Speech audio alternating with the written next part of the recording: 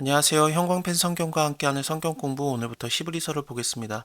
히브리서는 바울이 썼는지 바나바가 썼는지 혹은 아볼로가 썼는지 알 수는 없습니다. 일단은 저자가 누구라고 말을 하지 않기 때문인데 바울이라고 생각하는 경우는 왜 그러냐면은 워낙에 구약을 잘 정리하고 있고 또 복음의 진수를 알고 있어요. 그렇기 때문에 이 정도를 알려면 바울이 아닐까라고 생각을 하고 있습니다. 하지만 문체가 약간 다르고 또 바울이라고 자기가 스스로를 밝히지 않는 점들을 통해서 보면은 바울 서신은 언제나 자기가 썼다라고 얘기를 하거든요. 그리스도의 종된 나 바울은 이런 식으로 쓰기 때문에 히브리서에서 그거를 굳이 안 쓸 필요가 없죠. 그렇게 따지면은 바울이 안 썼을 것이다라고 생각을 합니다. 그럼 바나바가 아닐까? 바나바는 레위 출신이라고 사도행전에 나와요.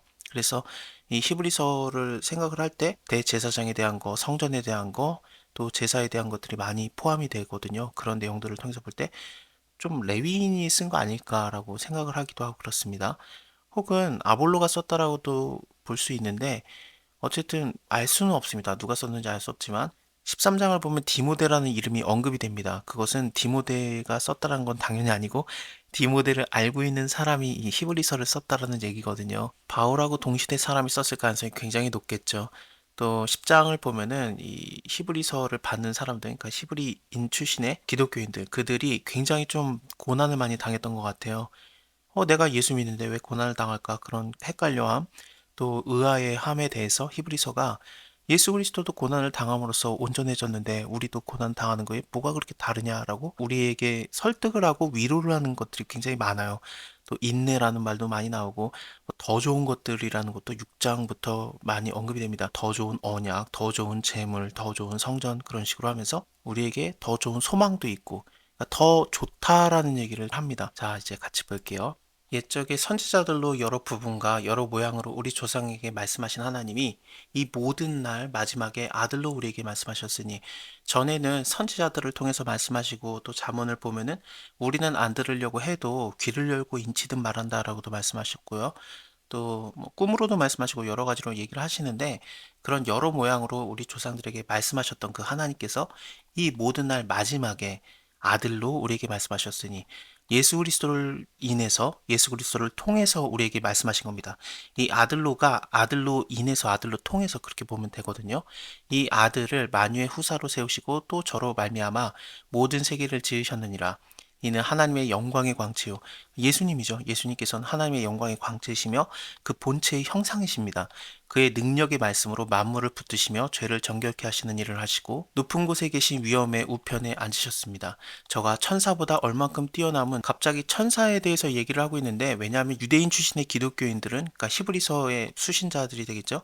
그 사람들은 그 성경 말씀이 천사와 이게 좀 많이 연관이 있다라고 생각을 하고 있어요. 사도행전 7장에서 스데반이 마지막에 죽기 전에 얘기했던 게 뭐냐면은 물론 뭐 하늘이 열리고 봐라 예수님이 하나님의 보좌 우편에 서 계신다 그런 식으로도 얘기했지만 그 바로 전에 했던 얘기가 너희가 천사들이 전해준 말씀도 듣지 아니하지 않느냐라고 말하고 종교 지도자들이 굉장히 분해하고 그랬었거든요. 그것을 생각해 보면은 이 유대인들은 천사가 우리에게 하나님의 말씀을 전해주는 존재라고 그런 식으로 인식을 하고 있습니다. 신명기를 생각해 보면은 신명기 32장을 보면은 모세가 하나님에게 말씀을 받아서 전해줄 때 유대인들은 천사가 같이 모세랑 협력했다라는 식으로 생각을 하고 있어요. 성경에 나오지는 않아요. 근데 유대인들은 그런 식으로 가리키거든요. 그렇습니다. 이것을 다시 생각해 보면은 이 천사들이 전해준 구약이라고 생각을 해야 되겠죠. 그 구약도 우리가 너무나도 잘 받아들여야 되는 건데 예수 그리스도가 전해준 그 말씀, 하나님의 아들이 전해준 말씀이면은 우리가 얼마나 잘 들어야 되겠느냐라는 의미로 시작을 하는 겁니다. 그래서 1장에서는 천사보다 뛰어나신 예수님에 대해서 계속 얘기가 나올 겁니다.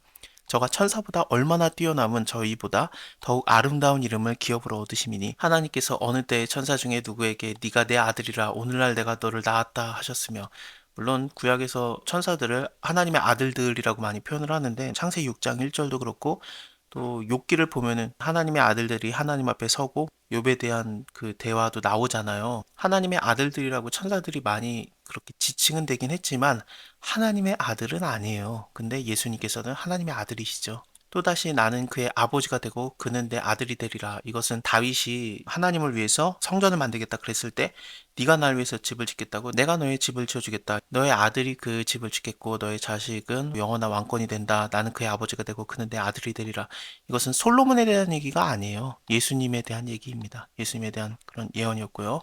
또 마다들을 이끌어서 세상에 다시 들어오게 하실 때 이것은 예수님이 다시 오시는 그때를 얘기하고 있습니다. 하나님의 모든 천사가 저에게 경배할지어다 말씀하셨으며, 그러니까 모든 천사가 경배를 하니까 마다들에게 당연히 마다들이신 예수님께서 모든 천사보다 더 뛰어나고 높은 존재이죠. 또 천사들에 관해서는 그럼 천사들은 어떠냐? 그는 그의 천사들을 바람으로 그의 사역자들을 불꽃으로 삼으시느니라. 이건 시편에서는 불꽃이 아니라 화염 그런 식으로 표현이 되는데 어쨌든 하나님께서는 그의 천사들을 바람이라든지 불꽃처럼 삼으시고 쓰시고 그래요. 천사가 물론 영원토록 사는 존재입니다만 좀 불꽃이라는 게 찰나지다가 없어지는, 그러니까 일할 때만 쓰여지고 아닐 때도 있는 그런 느낌이 들잖아요. 근데 예수님은 어떠십니까? 영영이 일하시는 거죠. 그래서 주는 영존하신다. 주는 여전하여서 연대가 다함이 없다라는 이런 말도 밑에 나옵니다. 다시 아들에 관해서는 하나님이여 주의 보좌가 영영하며 주의 나라의 홀은 공평한 홀입니다. 공평하다라는 게 이게 곧다, 뭐 평평하다 그런 뜻인데, 그러니까 하나님의 나라의 지팡이 그것은 평평하다라는 겁니다. 그러니까 재판을 공정하게 해준다는 거죠. 네가 의를 사랑하고 불법을 미워했으니 그러므로 하나님 곧 너의 하나님이 즐거움의 기름을 너에게 주어 너의 동료들보다 승하게 하셨도다. 또 주여 태초에 주께서 땅에 기초를 두셨으며 하늘도 주의 손으로 지으신 바라. 그것들은 멸망할 것이나 오직 주는 영존하실 것이다. 그것들은 다 옷과 같이 낡아지리니 의복처럼 갈아입을 것이요 그것들은 옷과 같이 변할 것이나 주는 여전하여 연대가 다함이 없으리라. 또 예수님께서는 하나님 아버지로부터 어떤 말씀도 들으셨냐면은 내가 너의 원수로 너의 발등상이 되게 하기까지 너는 내 우편에 앉았으라 라는 말도 들으셨습니다. 이것은 천사에게 말한 게 아니에요. 예수님한테 말한 거거든요. 그러니까 원수를 짓밟는 존재, 또 오른편에 앉았으라 라는 것은 성경에서 오른쪽이라는 게 좀 많이 의미가 있어요. 전도서에서도 오른쪽에는 지혜롭고 왼쪽에는 미련하다라는 식으로 표현을 하고, 또 야곱이 베냐민의 이름을 원래는 베논이었잖아요. 근데 베냐민으로 이름을 바꿔주는데 베냐민이 내 오른쪽의 아들 그런 거거든요. 그래서 오른편에 두는 것은 좀 나랑 가까이 한다, 나의 힘에 닿는다 그런 식으로 생각을 하시면 됩니다. 또 마태복음에서도 양과 염소를 나눌 때 오른쪽에는 양, 왼쪽에는 염소 그렇게 나눈 것들 그런 걸 생각해 보면은 너는 내 오른편에 앉아 있으라라는 것은 예수님이 굉장히 하나님 아버지와 가까이 있고 하나님의 힘을 권능을 받은 그런 존재로 묘사가 되고 있는 겁니다. 이것은 하나님 아버지께서 예수님에게만 주신 것이에요. 천사들은 그렇지 않습니다. 모든 천사들은 어떻습니까? 불의의 영이에요. 심부름하는 존재들입니다. 구원 얻을 후사들을 위해서 섬기라고 보내심이 아니냐. 우리가 구원 받아가지고 하나님의 자녀가 되면은 천사들이 우리를 돕는 존재들이거든요.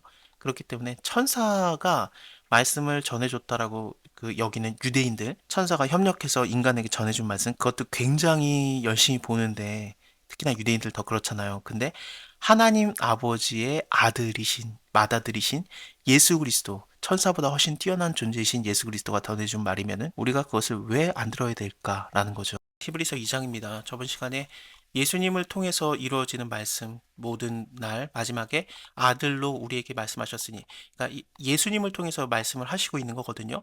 옛적에는 선지자들이라든지 아니면 여러 부분과 여러 모양으로 조상들에게 말을 했죠. 하지만 이제는 예수 그리스도를 통해서 우리에게 말씀하십니다. 천사가 하는 말이라고 해도 우리가 열심히 믿었다라면은 뭐 히브리 사람들 입장에서 생각을 해야 됩니다. 지금 현재, 그러니까 그 천사가 말해줘도 우리가 믿었다라면은 예수 그리스도께서 말하면 우리가 얼마나 더 잘 들어야 되느냐 그런 의미로 1장에 나왔었거든요.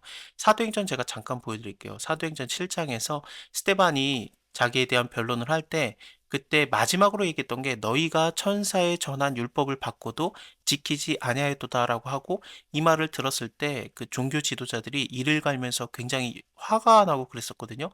스테반이 성령 충만해서 하늘을 우러러 보고 하나님의 영광과 예수께서 하나님의 우편에 서신 것을 보고 봐라, 하늘이 열리고 인자가 하나님의 우편에 서신 것을 보라 그랬을 때 그것을 듣고 나서 사람들이 스테반을 돌로 쳐 죽입니다.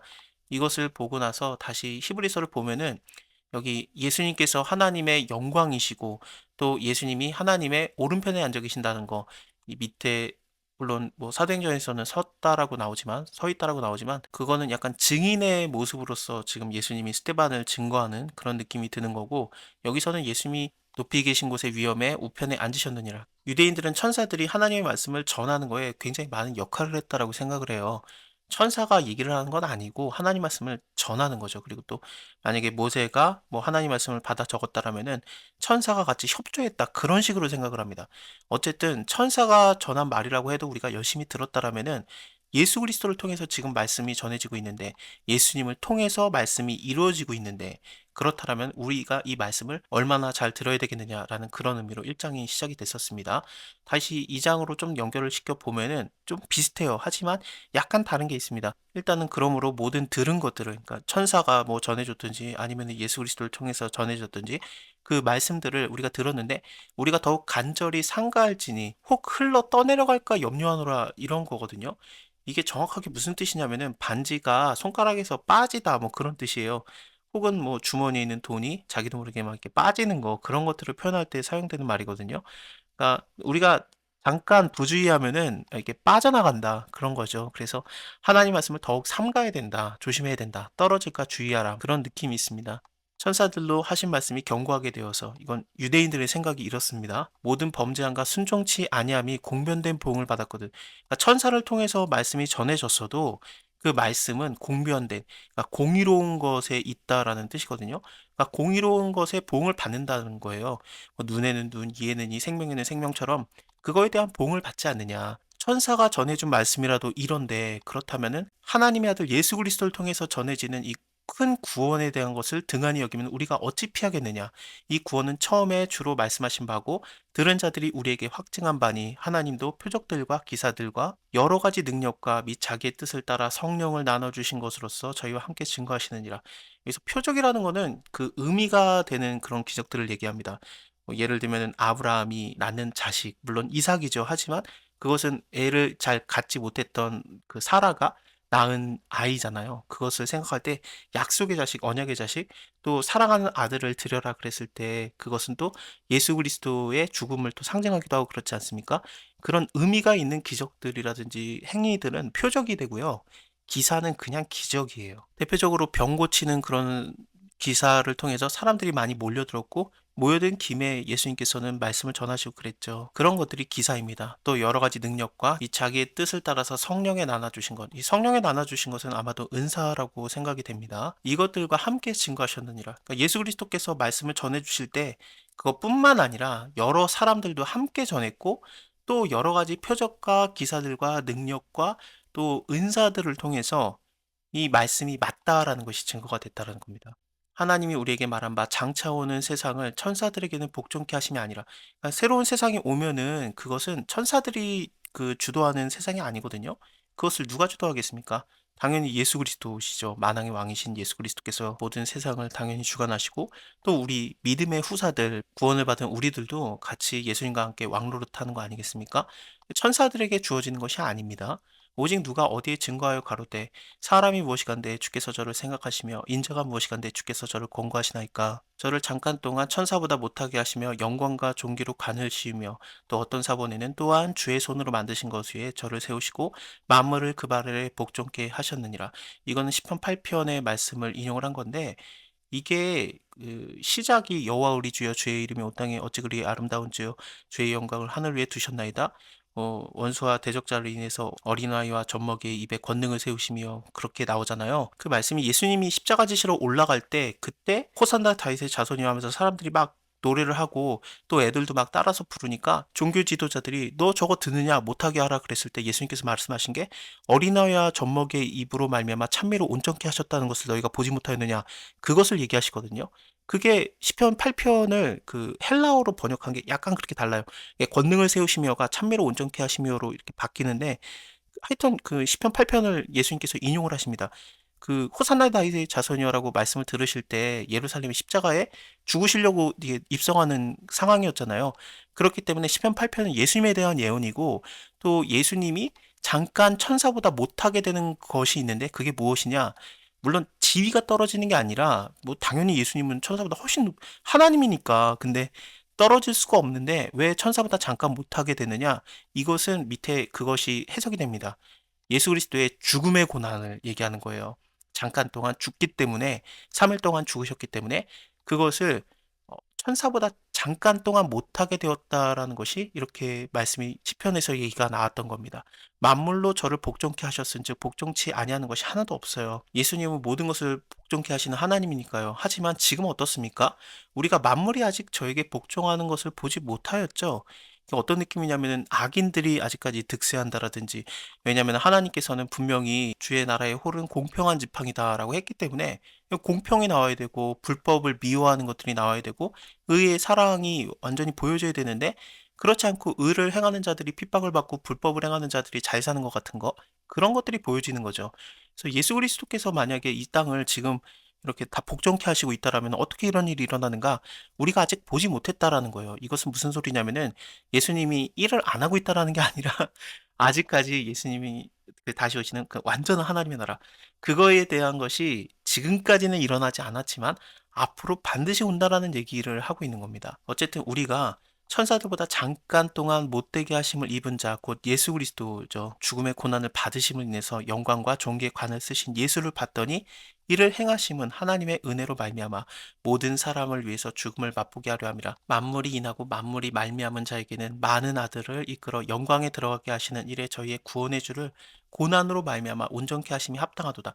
그러니까 예수님께서 스스로 온전케 되심은 천사보다 잠깐 못해지는 그 상황, 죽음의 고난을 받아들이심으로써 이것을 온전케 하시는 거거든요. 그렇기 때문에 우리도 고난을 받는 것이 이상한 게 아니라는 겁니다. 예수님이 고난을 통해서 온전케 되신 것처럼 우리가 고난을 받는 거에 대해서 뭐가 그렇게 이상하겠느냐? 나만 이상한가? 나만 죄졌는가? 아니요. 예수님도 고난을 당하셨잖아요.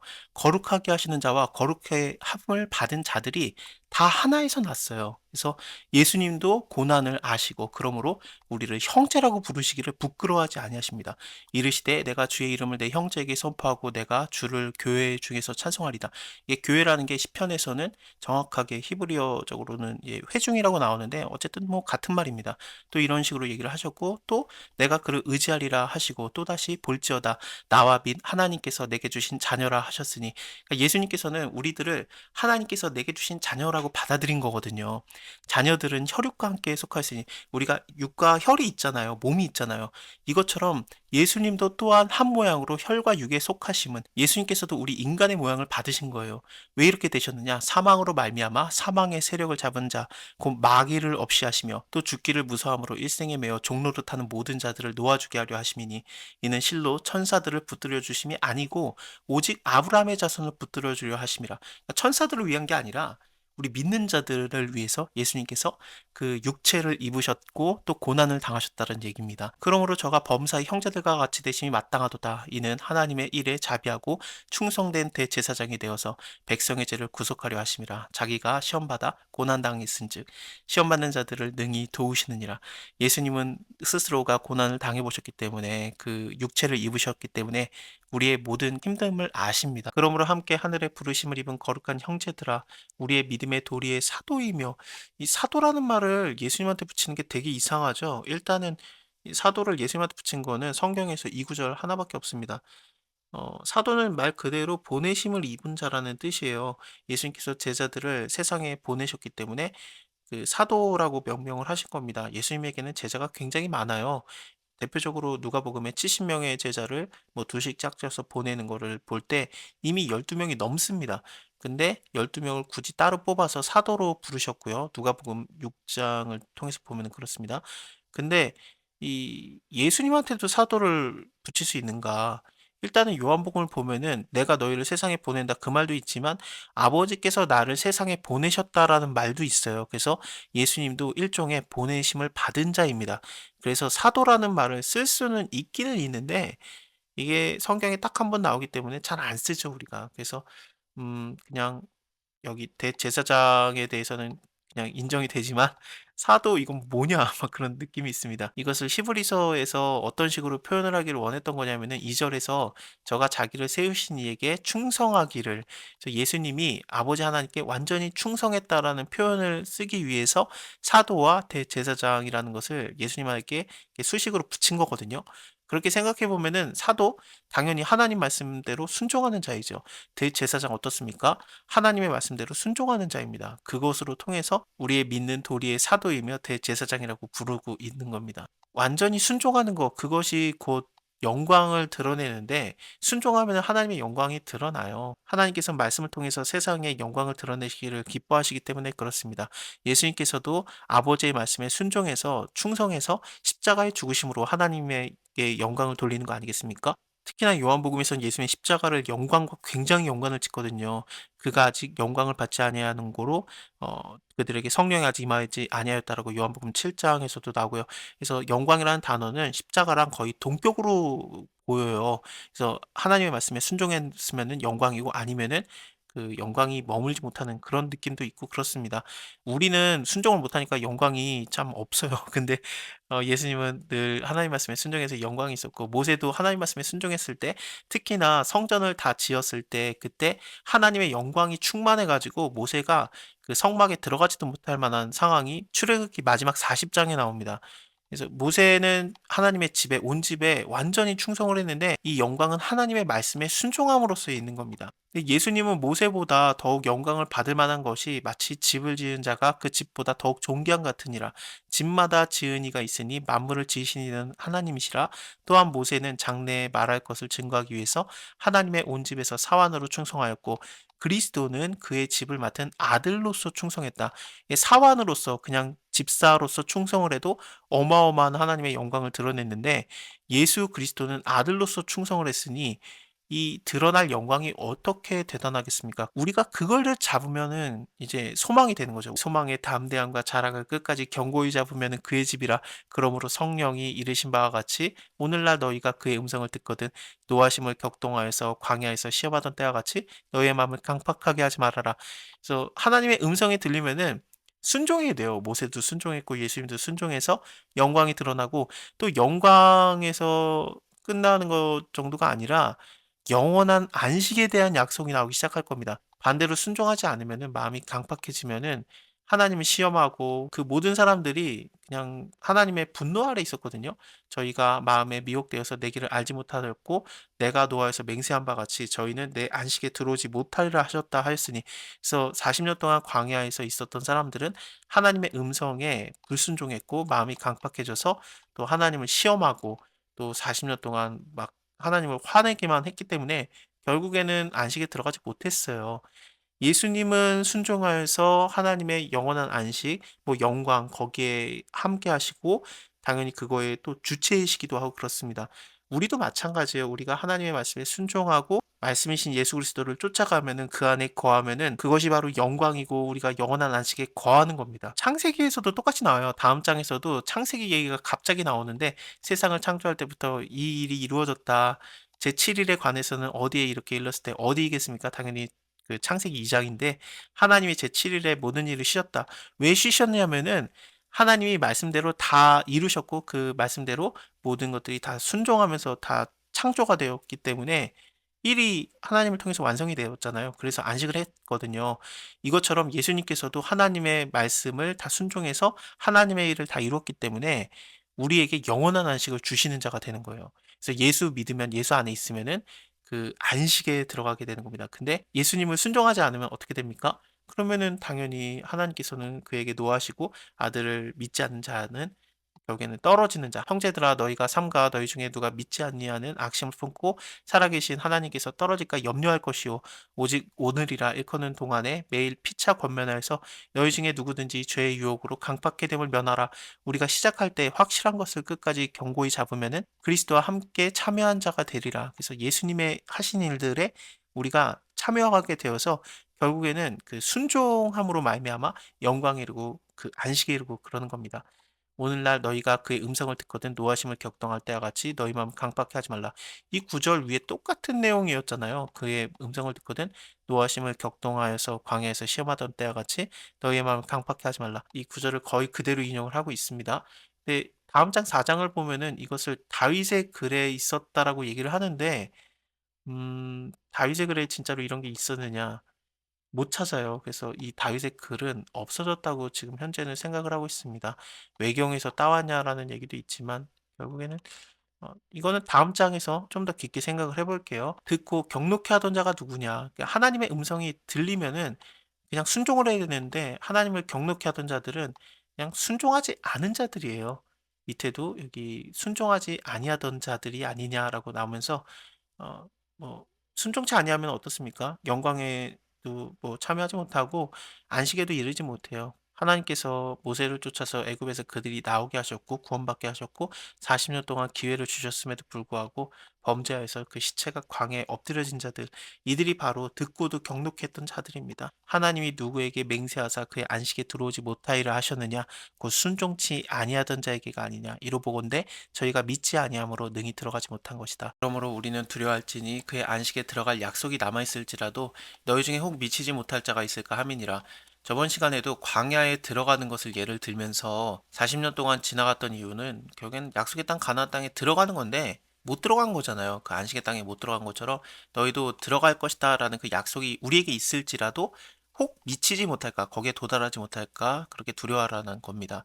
저희가 같이 우리의 복음 전함 받은 자이나 그러나 그 들은 바 말씀이 저희에게 유익하지 못하게 된 것은 듣는 자가 믿음과 화합하지 아니함이라. 예수님이 오셨을 때도 예수님의 말씀을 다 들었지만 그 말씀을 듣고 믿음을 화합한 자, 그 자는 예수님과 함께 했던 자들이고 예수님을 쫓았고, 그러지 않았던 자들은, 그 믿음이 화합되지 않았던 자들은 그냥 예수님을 배척하고 버리고 무시하고 혹은 죽이고 그랬지 않습니까? 듣는 걸로 끝나면 안 됩니다. 믿음이 화합해서 그리스도 안에 거해야 되고 그리스도와 함께 해야 되는 거거든요.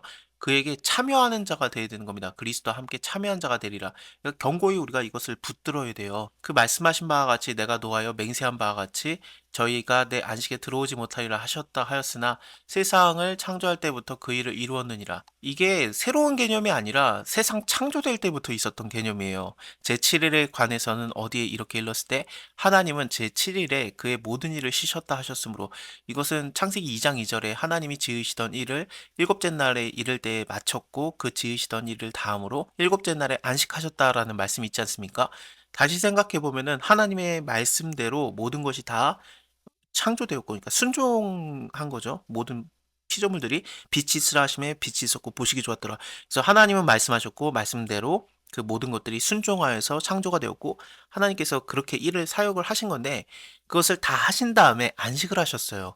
다시 생각해 보면은 하나님의 말씀대로 모든 것들은 다 순종하고 그리고 또 하나님께서는 그 일을 이루시고 안식을 하십니다. 이것처럼 히브리서에서는 1장에서 예수님을 통해서 하나님이 말씀하시기 시작하셨다. 그것을 얘기하면서 예수님을 통해서 하나님 말씀이 전해지고 이루어지고 하나님이 일하시고 그래서 어떻습니까? 다 일하시니까 다 이루었도다 해서 안식이 이루어지는 거거든요. 심지어 십자가에서도 예수님이 모든 것을 다 마치셨을 때 하나님의 말씀을 완성하셨을 때 순종해서 완성하셨을 때 다 이루었도다라고 말씀을 하셨어요.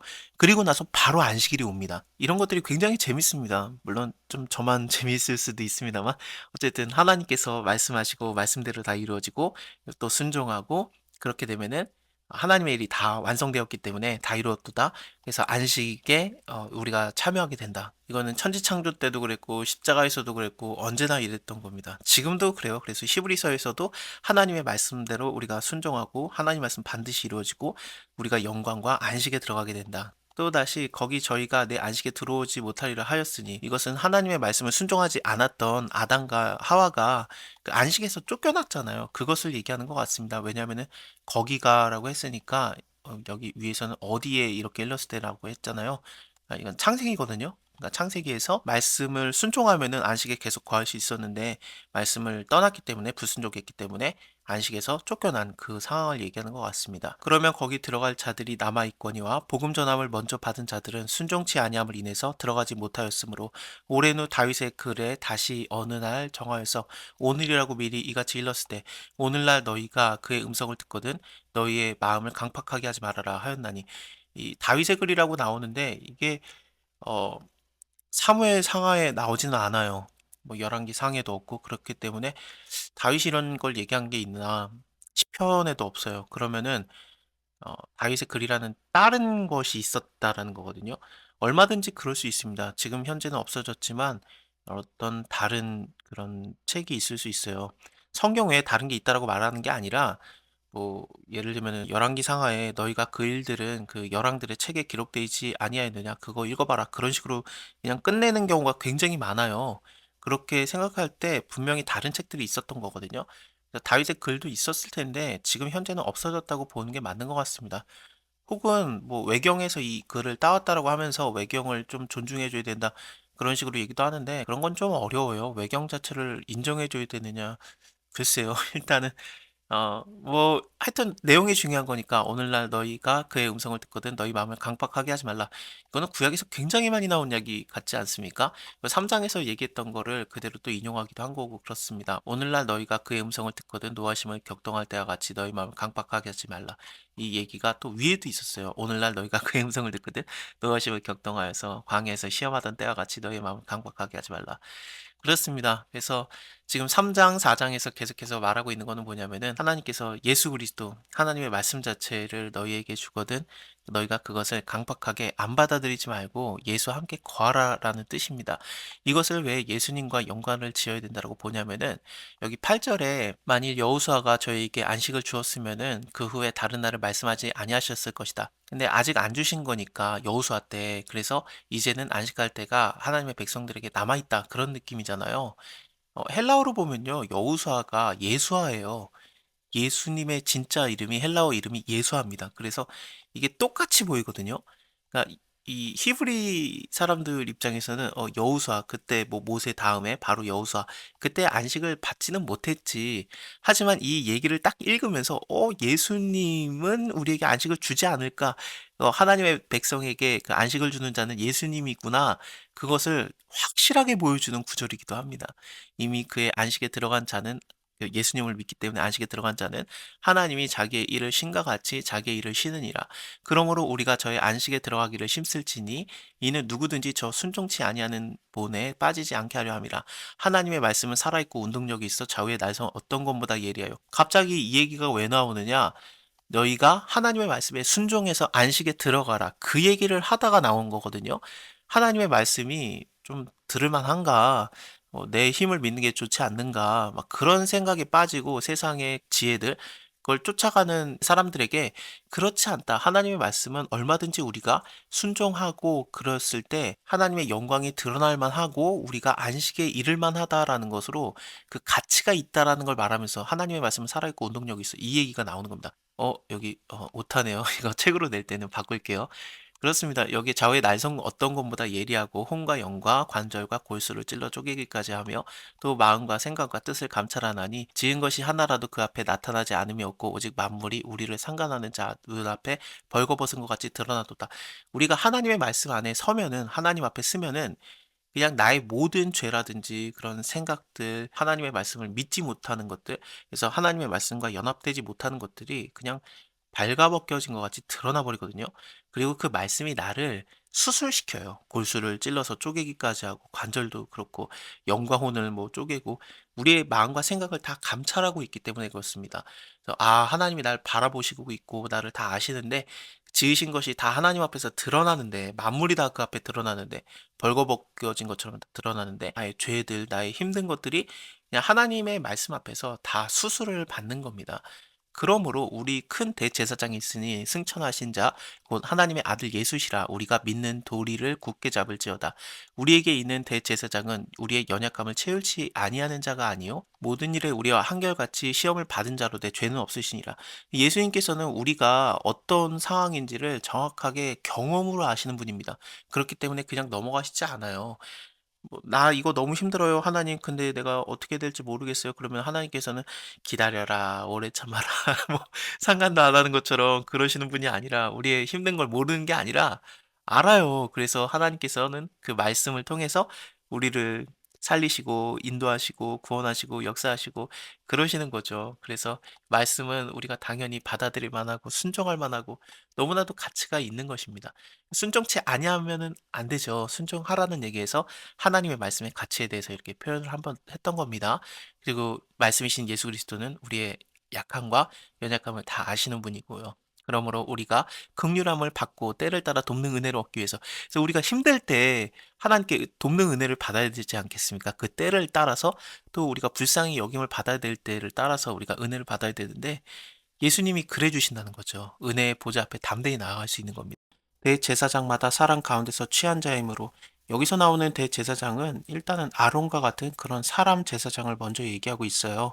저번에 4장 후반에서 그러므로 우리에게 큰 대제사장이 있으니 승천하신 자 곧 하나님의 아들 예수라 하면서 예수님은 완전한 대제사장이시죠. 근데 그 전에 아론이라는 대제사장을 얘기를 하면서 이 아론보다 얼마나 더 대단하냐. 예수님은 하나님의 아들인데 얼마나 더 존귀한 자이겠고 얼마나 더 엄청난 예배를 드렸겠느냐라면서 이것을 점점 극대화시켜 가고 있는 겁니다. 처음에 우리가 히브리서에서 천사가 전해준 말이라고 해도 그것이 공변됨으로 우리가 잘 지켜야 됐었는데 아들 예수 그리스도를 통해서 하시는 말씀은 얼마나 그것을 우리가 잘 들어야 되겠느냐. 그 구원함과 연관이 되면서 얘기가 나왔었거든요. 그것처럼 예수님은 더 모든 것보다 뛰어나다라는 걸로 계속 이 얘기가 나오고 있는 겁니다. 거기서 대제사장의 얘기를 그 4장 후반에서 이어서 5장에서 하고 있는 거고요. 대제사장마다 사람 가운데서 취한 자이므로 하나님께 속한 일에 사람을 위해서 예물과 속지 않은 제사를 드리게 하나니 저가 무식하고 미혹한 자를 능히 용납할 수 있는 것은 이 대제사장이라는 자가 다른 사람들 뭐 무식한 자, 미혹한 자를 어떻게 용납을 하겠습니까? 자기 스스로도 연약함에 쌓여 있거든요. 사람이기도 하고 특히나 또 여기 아론이 나오고 있는데 아론은 그 시작 자체가 우상숭배로 시작을 하잖아요. 출애굽기 32장을 보면은 그 금송아지를 만들어서 백성들을 방자하게 하였다라고 나오는데 그래서 모세가 열받아가지고 그 십계명을 집어 던지고 그렇죠. 그렇게 깨졌고 모세는 하나님과 만나서 하나님 말씀을 받고 있었는데 아론은 밑에서 우상 숭배하는 일을 주동했던 자예요.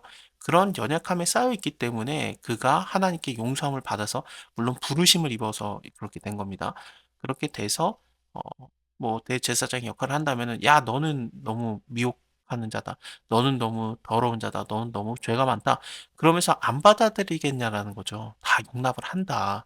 나도 뭐 용납을 받았는데 하나님께 너도 용납을 받아야 되지 않겠느냐 그러면서 그 좀 포용력이 넓어진다라는 의미로서 이렇게 표현이 나오고 있습니다. 이러므로 백성을 위해서 속죄제를 드림과 같이 또한 자기를 위해서 드리는 것이 마땅하니라. 자기 스스로도 죄를 졌으니까요. 근데 대제사장이신 예수 그리스도는 어떻습니까? 죄는 없으시니라라고 나오지 않습니까? 그래서 예수님은 이런 것을 드릴 필요가 없음에도 불구하고 완전한 예배를 드리거든요. 그것은 좀 다다음 장 가서 보겠습니다만 자기 스스로를 하나님께 거룩한 제사를 드리는 거죠. 소나 양으로 드릴지라도 그것이 효력을 그 잠깐적으로 임시적으로 발휘했었다라면은 예수님이 흠없는 하나님의 아들이 자기가 스스로가 예물이 되셔서 하나님께 바쳐졌을 때 그 효력은 단번에 이루어지는 겁니다. 이 모든 얘기를 이어가는 거의 시작이 지금 대제사장 예수 그리스도에 대한 얘기로 연결을 하면서 5장에서부터 얘기가 나오고 있는 겁니다. 이 종기는 아무나 스스로 취하지 못하고 오직 아론과 같이 하나님의 부르심을 입은 자라야 할 것이니라. 또한 이와 같이 그리스도께서 대제사장 되심도 스스로 영광을 취하심이 아니고 오직 말씀하시니가 저더러 이르되 너는 내 아들이니 오늘날 내가 너를 낳았다 하셨고 또한 이와 같이 다른 데서 말씀하시되 네가 영원히 멜기세덱의 반차를 쫓는 제사장이라 하셨으니 이 멜기세덱의 반차를 쫓는 제사장 이거 시편에 나오는 얘기거든요. 여호와는 맹세하고 변치 아니하시리라 이르시기를 너는 멜기세덱의 반차를 쫓아 영원한 제사장이라 하셨도다. 예수님을 향하는 예언의 말씀이었습니다. 이 멜기세덱의 반차를 쫓는 제사장에 대해서는 이 다다음 장 7장에서 자세하게 그 설명이 나옵니다. 그는 육체에 계실 때에 자기의 죽음을 능히 구원하실 이에게 심한 통곡과 눈물로 간구와 소원을 올렸고 그의 경외하심을 인해서 들으심을 얻었느니라.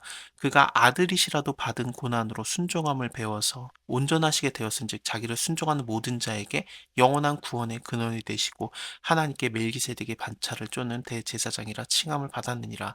멜기세덱에 관해서는 우리가 할 말이 많으나 너희가 듣는 것이 두나무로 해석하기가 어렵다. 근데 이것이 지금 뭐 멜기세덱에 대해서 얘기를 안 하겠다라는 게 아니죠. 아까도 보여드린 대로 7장에도 멜기세덱에 대한 얘기를 하기 때문에 어렵지만 그래도 얘기를 이어갑니다. 때가 오래므로 너희가 마땅히 선생이 되어야 될 터인데 너희가 다시 하나님의 말씀의 초보가 무엇인지 누구에게 가르침을 받아야 할 것이니 지금 너네가 뭐 때가 이렇게 됐으니까 선생으로서 남을 가르쳐야 된다. 근데 너희는 다시 하나님의 말씀의 초보가 무엇인지부터 가르침을 받고 시작해야 된다. 젖이나 먹고 단단한 식물을 먹지 못할 자가 되었도다. 대저 젖을 먹는 자마다 어린아이니 의의 말씀을 경험하지 못한 자다. 단단한 식물은 장성한 자의 것이니 저희는 지각을 사용함으로 연단을 받아 선악을 분별하는 자들이라. 그러니까 너네는 젖이나 먹는 자들, 뭐 단단한 거 못 먹는 자들, 어린아이니까 이 멜기세덱에 대한 얘기를 듣지도 못하겠네. 뭐 그런 비꼬는 얘기라든지 뭐 하대하는 얘기가 절대 아닙니다. 이것은 오히려 듣는 자로 하여금 좀 격려를 해서 니네가 이렇게 자꾸 초보로 내려가지 말고 우리가 그리스도의 도의 초보를 버리고 이제는 온전한 거, 완전한 데에 나가야 되는 거 아니냐 그러면서 좀 격려하는 내용이에요. 그렇기 때문에 이것을 좀 나쁘게 볼 필요는 없을 것 같습니다. 그러므로 우리가 그리스도의 도의 초보를 버리고 죽은 행실을 회개함과 하나님께 대한 신앙과 여기서 그리스도 도의 초보를 버린다라는 게 위에서도 너희가 말씀의 초보가 무엇인지를 누구에게 가르침을 받아야 될 그 상황이다라고까지 얘기했는데 이게 시작이 되는 거죠. 그리스도의 도의 초보. 죽은 행실을 회개함은 여러 가지로 생각을 할 수 있어요. 근데 크게 두 가지로 보면은 첫 번째는 뭐냐면은 율법 자체를 죽은 행실이라고 볼 수 있습니다. 왜냐하면은 예수 그리스도를 믿음으로써 구원을 받는 거지 율법은 우리를 구원에 이르는 그런 생명을 줄 만한 것이 못 되기 때문에 완전하지 않기 때문에 구원에 이르기에 완전하지 않다는 뜻입니다. 로마서에서도 율법이 만약에 구원을 이룰 만한 것이 있으면은 그걸로 충분하지 뭐 그러면 예수 그리스도께서 뭐하러 죽으셨겠느냐라는 그런 내용도 있지 않습니까? 율법은 우리를 구원에 이르게 할 만한 능력은 안 돼요. 그래서 죽은 행실이라고 하는 것이 율법을 얘기하는 걸 수도 있고요. 또는 그냥 우리가 절대 지으면 안 되는 범죄들 있잖아요. 뭐 살인하지 말지니라 그런 것들, 절대 하면 안 되는 것들. 그런 것들을 얘기하는 걸 수도 있습니다. 그것을 회개함과 하나님에 대한 신앙과 세례들과 안수와 죽은 자의 부활과 영원한 심판에 관한 교훈의 털을 다시 닦지 말고 완전한 데에 나아갈지니라. 이 완전한 데에 나간다라는 게 헬라어로 어떤 느낌이 강하냐면 성숙해져라 그런 뜻이거든요. 이 위에서 너희가 어린아이고 또 장성치 못했다. 그러니까 젖먹이처럼 그렇게 뭐 단단한 식물도 먹지 못한다. 이런 거에서 뛰어넘어서 너희가 성숙해져야 된다라는 얘기예요. 그러니까 더 자라나라 그런 뜻이죠. 그리스도도의 초보 이 행실의 회개함, 죽은 행실의 회개함, 하나님에 대한 신앙, 세례, 안수 이런 것들은 그럼 우리가 버려야 되는 건가? 그렇지 않죠. 이거 중요한 거죠. 이게 시작이기도 합니다. 하나님에게 회개하는 거라든지 하나님에 대한 신앙, 세례라든지 안수 이런 것들은 그럼 하지 말라는 얘기인가? 예수님께서 분명히 세례 주고 다니라고 했는데 그 광야에서의 생활을 생각해야 돼요. 우리의 모든 그 신앙생활이 종되었던 애굽에서 나와서 홍해 바다 갈라짐으로써 세례를 받고 고린도전서 10장의 말씀처럼요. 이 모든 것이 신앙의 여정인데 그것은 근데 영원한 안식에 들어가기 전이긴 해요. 그래서 이 세례도 광야 그러니까 홍해 바다 지나가면서 받았던 거고 광야에서 있었던 그런 여정 가운데 있었던 느낌이 들기는 합니다. 그러니까 시작이고 중요한 과정이긴 한데 완성은 예수 그리스도를 통해서 영원한 안식에 들어가는 거, 그 약속을 얻는 거, 그런 것을 봐야 되지 않겠습니까? 그래서 이것은 물론 성령께서 우리를 이끌어 가시는 성화의 과정입니다. 그래서 성령에 참여한 바 되고 뭐 이런 것도 나오고 있는데요. 일단은 이 모든 것들은 하나님이 허락을 하셔야 돼요. 하나님이 허락을 하시면 우리가 이것을 하리라.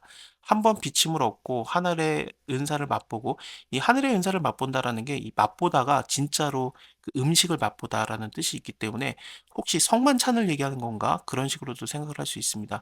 혹은 뭐 하늘의 은사가 뭐 그냥 진짜 은사, 성령을 통한 은사이기 때문에 그것을 맛보고 성령에 참여한 바 되고 하나님의 선한 말씀과 내세의 능력을 맛보고 내세의 능력은 예수 그리스도께서 다시 오시는 그 재림의 때에 그때 우리가 얻는 것들이라고 보면 되겠죠. 뭐 부활에 대한 거라든지 여러 가지를 그런 것들을 이미 알고 맛봤다라면은 타락한 자들은 다시 새롭게 하여서 회개할 수 없나니 이는 자기가 하나님의 아들을 다시 십자가에 못 박아 현저하게 욕보임이라.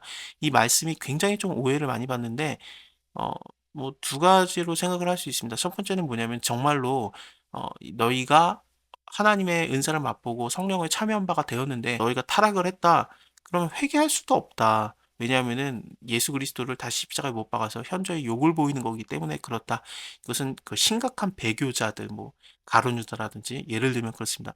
그들에 대한 얘기일 수도 있어요. 하지만 또 다른 예가 뭐냐면요. 예수 그리스도께서 다시 십자가에 못 박혀 죽을 리가 없죠. 왜냐하면은 다음 장, 다다음 장에서 보겠습니다만 한 번에 그 단번에 죽으심으로 그 일을 완전히 이루셨기 때문에 더 이상 십자가의 죽음을 받으실 필요가 없습니다. 그렇기 때문에 타락한 자들이 회개할 그런 것이 없죠. 왜냐하면은 타락을 아예 안 하니까. 그러니까 다시 생각을 해보면 하나님께 한번 그 빛을 비침을 얻고 하늘의 은사를 맛보고 성령에 참여한 바가 되고 하나님의 선한 말씀과 내세의 능력을 맛보면은 타락한 자들이 되어서 다시 새롭게 하는 회개를 할 필요도 없다라는 겁니다. 왜냐하면 하나님께서 하나님의 아들을 다시 십자가에 못 박아서 현저히 욕을 보이는 것을 할 필요가 없기 때문에라는 뜻이거든요. 그래서 땅이 그 위에 자주 내리는 비를 흡수해서 밭을 가는 자들이 쓰기에 합당한 채소를 내면은 하나님께 복을 받고, 여기서 땅은 우리들을 얘기하는 거고 비를 내린다라는 것은 하나님께서 은혜를 내린다, 뭐 말씀을 주신다, 여러 가지로 생각을 할 수 있겠죠. 이사에서 5장의 포도원의 비유도 좀 생각이 나고 그런데 그렇습니다. 만일에 가시와 엉겅퀴를 내면은 버림을 당하고 저주에 가까워서 그 마지막은 불사름이 되리라. 사랑하는 자들아, 우리가 이같이 말하지만 두려워야 되라, 뭐 그런 것처럼 얘기하고 타락한 자들이 되지 말라, 그렇게 되면 회개할 수도 없다라는 것처럼 말하고 있지만, 사실은 너희에게 내가 겁내라고 하는 말이겠느냐? 너희에게는 이보다 나은 것과 구원에 가까운 것을 확신하고 있다. 너희는 그런 자들이 아니다. 타락할 자가 아니다라는 것을 오히려 강조하는 말에서 6절, 7절이 나왔을 가능성이 더 있습니다. 하나님이 불의치 아니하사 너희의 행위와 그 이름을 위해서 나타낸 사랑으로 이미 성도를 섬기는 것과 이 제도를 섬기는 것을 잊어버리지 아니하시느니라. 우리가 간절히 원하는 것은 너희 각 사람이 동일한 부지런을 나타내어서 끝까지 소망의 풍성함에 이르러서 게으르지 아니하고 믿음과 오래 참음으로 말미암아 약속들을 기업으로 받는 자들을 본받는 자가 되게 하려는 것이라. 하나님께 은혜를 받는 게 하나님께서 우리에게 그냥 허락을 해 주셔야 되는 거지, 사실은 우리가 할 수 있는 건 없어요. 근데 여기서 게으르지 않는다라는 게 기다리라는 얘기로 결국에 나오거든요. 하나님이 아브라함한테 약속하실 때 가리켜 맹세할 자가 자기보다 더 큰 자가 없기 때문에 자기를 가리켜서 맹세를 하셨습니다. 뭐라고 말씀하셨냐면은 내가 반드시 너를 복주고 복주며 너를 번성하게 하고 번성하게 하리라 하셨더니 저가 이같이 오래 참아 약속을 받았느니라. 오래 참는 거 자체가 게으르지 아니한 거, 우리가 뭔가를 해서 얻는다라는 느낌보다는 그냥 하나님의 말씀을 믿고 오래 기다리라라는 얘기로 나오고 있는 겁니다. 하나님께서는 또 맹세하시는 거, 그거는 이 맹세라는 것 자체가 모든 그 다투는 일의 최후 확정이라. 하나님은 약속을 기업으로 받는 자들에게, 그러니까 기업으로 받는 거거든요. 그냥 거저 받는 거지, 자격이 되면 받는 거지, 뭔가 해서 얻는 거는 아니에요. 그 자들에게 그 뜻을 변치 아니함을 충분히 나타내려고 그 일에 대해서 맹세로 보증하셨다. 하나님은 약속하셨고 또 하나님은 거짓말을 할 수 없기 때문에 맹세하신 건 반드시 이루고 또 거짓말을 안 하시는 분이기 때문에 이 두 가지 변치 못할 사신을 인해서 앞에 있는 소망을 얻으려고 피하러 가는 우리로 큰 안위를 받게 하려 하심이라. 이게 소망이 있는 거예요. 우리가 이 소망이 있는 것은 영혼의 닷 같아서 튼튼하고 견고하여 휘장 안에 들어가나니. 지금 휘장 안에 들어간다라는 게 예루살렘 성전 안에 성소와 지성소를 나누는 그 휘장이 하나 있거든요. 예수님이 십자가 지시고 죽으실 때 그 휘장이 반으로 갈라지게 되는데 그것을 얘기하는 겁니다. 결국에는 예루살렘은 산에 있는데 거기까지 들어가는 여정, 어, 애굽에서부터 출발해가지고 광야 지나고 약속의 땅 지나고 또 예루살렘 가서 성전까지 들어가서 하나님의 거하시는 임재의 장소, 가장 상징이 되는 곳, 거기까지 들어가는 곳에 걸어간다, 뭐 네가 다른 박질한다 그런 식으로 얘기를 하지 않고 영혼의 닷 같아서 그냥 그 돛담배에 닷을 해서 바람 불면 그냥 인도에서 이끌려 가는 거잖아요. 그러니까 하나님께서 그냥 이끌어 간다라는 뜻으로 얘기를 하고 있는 겁니다. 그러니까 하나님께 우리가 가까이 가는 것은 무엇입니까? 하나님이 우리를 인도하시고 만나 주셔야 되는 거지 내가 하는 게 사실은 없어요. 예수 그리스도를 통해서 이게 가능해집니다. 이런 예가 있었느냐? 그렇다. 앞서 가신 예수 그리스도께서 멜기세덱의 반차를 쫓아서 영원한 대제사장이 되어서 우리를 위해서 들어가셨느니라. 저번 시간에 예수님께서 멜기세덱의 반차를 쫓아 영원한 제사장이 되었다라고 나오는데 멜기세덱에 대한 설명이 7장에서 나옵니다. 멜기세덱은 살렘 왕이다. 이 살렘이라는 뜻 자체가 예루살렘에서의 왕이라는 뜻인데 예루살렘의 옛날 이름입니다. 근데 이 살렘이 샬롬에서 나온 거예요. 그렇기 때문에 그 이름을 번역한즉 살렘 왕이니 곧 평강의 왕이다. 그러니까 평화의 왕. 그렇게 아예 번역이 밑에 나오거든요. 멜기세덱은 뭐냐? 이거는 정의의 왕이라는 뜻이에요. 제덱이라는 게 정의고 멜키는 왕이라는 뜻입니다. 그래서 정의의 왕 밑에 뭐 첫째 의의 왕이다. 그러니까 정의의 왕, 또 살레 왕이니 평강의 왕이다. 이렇게 번역이 아예 나옵니다. 이 사람은 지극히 높으신 하나님의 제사장이라 여러 임금을 쳐서 죽이고 돌아오는 아브라함을 만나 복을 빈 자다. 아브라함이 일체의 10분의 1을 그에게 나누어 줬다. 의의 왕, 정의의 왕이다. 또 아비도 없고 어미도 없고 족보도 없고 시작한 날도 없고 생명의 끝도 없어서 하나님의 아들과 방불하여 항상 제사장으로 있느니라. 멜기세덱 자체가 뭐 죽었다라는 얘기도 안 나오고 그냥 없어요. 족보도 없고 갑자기 어디서 나타난 잔지도 모르는 그런 좀 놀라운 자인데, 근데 창세기 14장을 보면은 지극히 높으신 하나님의 제사장이다라고 나오고 있거든요. 성경 전체에서 제사장이라는 단어가 제일 먼저 이게 수식이 된 사람입니다. 그럼 이 사람은 도대체 뭔가, 일단은 아브라함이 11조를 드렸으니까 어떻습니까? 아브라함보다 높은 사람이에요. 이 사람이 얼마나 높은지 한번 생각해봐라. 조상 아브라함이 노량물 중에 좋은 것으로 10분의 1을 저에게 주었느니라. 레위의 아들들 가운데 제사장의 직분을 받은 자들이 율법을 쫓아서 아브라함의 허리에서 난 자라도 자기 형제인 백성에게 10분의 1을 취하라는 명령을 가졌으나, 그러니까 레위인들은 그 모세 율법에 의해서 그 형제들 다른 지파들에게 이 11조를 받을 수 있습니다. 근데 아브라함은 이 멜기세덱에게 11조를 줬어요. 이 사실을 잠깐 기억해두고 6절부터 좀 더 보겠습니다. 레위 족보에 들지 아니한 멜기세덱은 아브라함에게서 10분의 1을 취하고 그 약속을 얻은 자를 위해서 복을 빌었나니, 페이런하고, 그러니까 여러 말 할 것 없이 그냥 한마디로 낮은 자가 높은 자에게 복을 빌을 받느니라. 그러니까 복 빔을 받았으니까 아브라함이 더 낮은 자라는 뜻이에요. 멜기세덱이 복을 빌어줬으니까 더 높은 자라는 뜻입니다.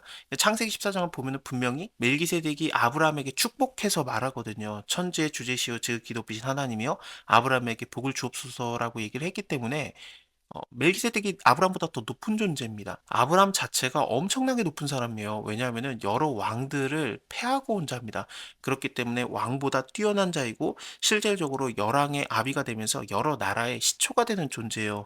미디안이라는 것도, 미디안 나라도 아브라함으로부터 시작됐다고 보면 되고, 이스라엘도 그렇고 또 많은 이슬람과 관련된 이스마엘을 포함하는 그런 나라들이 되겠습니다. 그 나라들도 다 아브라함으로부터 시작됐기 때문에 결국에는 열왕들의 아버지인데, 실제로 그 아브라함의 이름 자체가 그거기도 하고요. 그런데 그것보다 더 높은 존재가 멜기세덱이라는 뜻이죠. 이 사람이 얼마나 높은지 다시 한번 생각해봐라. 멜기세덱은 그런 자다. 또 여기는 죽을 자들이 10분의 1을 받으나 저기는 산다고 증거를 얻은 자들이 받았느니라. 여기라는 게 뭐냐면은 그 레위인들에 대한 설명을 하다가 나온 거거든요. 레위 아들 가운데 제사장들의 직분을 받은 자들, 그 사람들은 10분의 1을 받지만, 근데 멜기세덱은 아예 죽지도 않아요. 산다고 증거를 얻은 자라고 나오는 거거든요. 뭐, 그, 죽음도 없고, 시작한 날도 없고, 아비도 없고, 어미도 없고, 족보도 없고, 그 생명의 끝도 없는 자, 하나님의 아들과 방불하는 자, 뭐 이런 자, 산다고 증거를 얻은 자가 받은 것이다. 또한 10분의 1을 받는 레위도 아브라함으로부터 10분의 1을 바쳤다 할 수 있으니, 이는 멜기세덱이 아브라함을 만날 때 레위는 아직 자기의 조상의 허리에 있었습니다.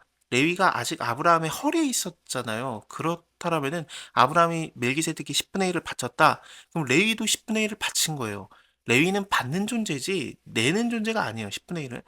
물론 11조에 11조라는 개념도 있습니다만, 근데 어쨌든 좀 이렇게 편안하게 지금 히브리서의 입장에서 생각할 때 레위가 바쳤다. 그렇다라면은 이 존재는 누구냐?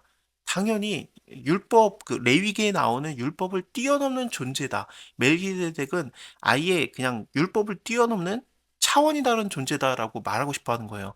그래서 여기 밑에 그 얘기가 나와요. 레위의 계통의 제사장의 직분으로 말미암아 온전함을 얻을 수 있으면은 백성이 그 아래서 율법을 받았으니 어찌해서 아론의 반차를 쫓지 아니하고 멜기세덱의 반차를 쫓는 별다른 한 제사장을 세울 필요가 있느냐? 그 아론의 혈통으로 나오는 자, 원래 아론에게 네 아들이 있었죠. 근데 두 아들은 죽었고, 레위기 10장에서 두 아들만 살아남지 않습니까? 그래서 하나님께 예배를 드릴 때 그 제사장들, 제사를 주도할 때 주도가 되는 자들은 딱 세 명밖에 없어요. 아론과 아론의 두 아들밖에. 근데 그들을 통해서 후손들이 많아지고, 그 뭐 성전의 번제단 하나인데 거기에 수많은 사람이 또 있을 수 없잖아요. 후손들이 많아졌다라면. 그래서 다윗 때 반을 나누거든요. 24반으로. 그래서 반차, 반열이 나오고, 그 반이 돌아가면서 일을 해요. 근데 멜기세덱은 그 레위에 속하지를 않아요. 아론의 반차가 될 수 없습니다. 왜냐하면은 아브라함에게서 나온 존재가 멜기세덱이 아니잖아요. 멜기세덱은 아브라함보다 높은 존재입니다. 아론은 아브라함에게서 나온 존재고 레위니까 그렇습니다. 그래서 아예 다른 반차를 나오는 거예요. 그래서 제사의 직분이 변역한즉 율법도 반드시 변역하리니 이것은 한 사람도 제단 일을 받들지 않는 다른 지파에게 속한 자를 가리켜 말한 것이라. 우리 주께서 유다를 쫓아나신 것이 분명하다. 이 지파는 모세가 제사장들에 관하여서 말한 것이 하나도 없고 유다 지파는 모세가 그 법들, 이 율법들을 얘기를 해줄 때 물론 하나님께 받아서 얘기를 한 겁니다. 근데 레위 지파에게는 뭐 제사장의 법들이 있는데 유다 지파에게는 아무런 제사의 법이 없어요. 근데 멜기세덱 자체는 그 레위에 속하지 않았기 때문에 완전히 다른 반차이기 때문에 이 모세 율법의 아래에 있는 자가 아닙니다. 훨씬 뛰어난 대제사장이에요. 그러니까 모세를 뛰어넘는 존재입니다. 예수님이 율법을 뛰어넘는 존재이지 않습니까? 율법의 완성자이면서 율법을 뛰어넘는 하나님이세요. 그것처럼 멜기세덱이 그것의 그림자가 되는 겁니다. 이건 8장에서 조금 더 자세히 나올 겁니다. 모형과 그림자가 됐다라는 것을 성경과도 연관시켜서 얘기를 하는데 그러면은 구약에서 나오는 많은 제사법들은 뭐냐? 그 제물에 대한 건 예수님이 맞습니다. 예수님께서 화목 제물이 되시고 속죄제가 되시고 속건제 제물이 되시고 번제 뭐 그런 걸로 예수님께서 그 말씀을 완성하시는 거는 맞죠. 당연히 율법의 완성자이시니까. 근데 예수님은 율법 아래 있는 자냐? 율법을 뛰어넘는 존재입니다. 그렇기 때문에 모세의 율법이 레위인들에게는 말했지만 유다 지파에 대해서는 얘기를 안 했거든요. 그래서 전혀 다른 계열의 제사장이신 예수님께서는 이 율법을 뛰어넘는 대제사장으로서 계시는 겁니다. 이런 그 구약 때 중요하게 생각했던 것들, 제사법은 이래야 된다, 제사장은 이래야 된다, 이런 모든 것들은 레위에게 속한 거예요. 율법에 속한 거고 예수님께서는 그것을 뛰어넘는 겁니다. 전에 계명이 연약하고 무익하고 그래서 패해졌다. 율법은 아무것도 온전케 못할 것이다. 이에 더 좋은 소망이 생기니 이 율법을 뛰어넘는 것, 그것은 무엇입니까? 이것은 무궁한 생명의 능력을 쫓아 나오는 것입니다. 증거하기를 네가 영원히 멜기세덱의 반차를 쫓는 제사장이라 하였다. 그래서 옛 계명은 패해지고 연약하니까 더 좋은 것, 더 좋은 소망, 이것으로 우리가 하나님께로 가까이 가는 겁니다.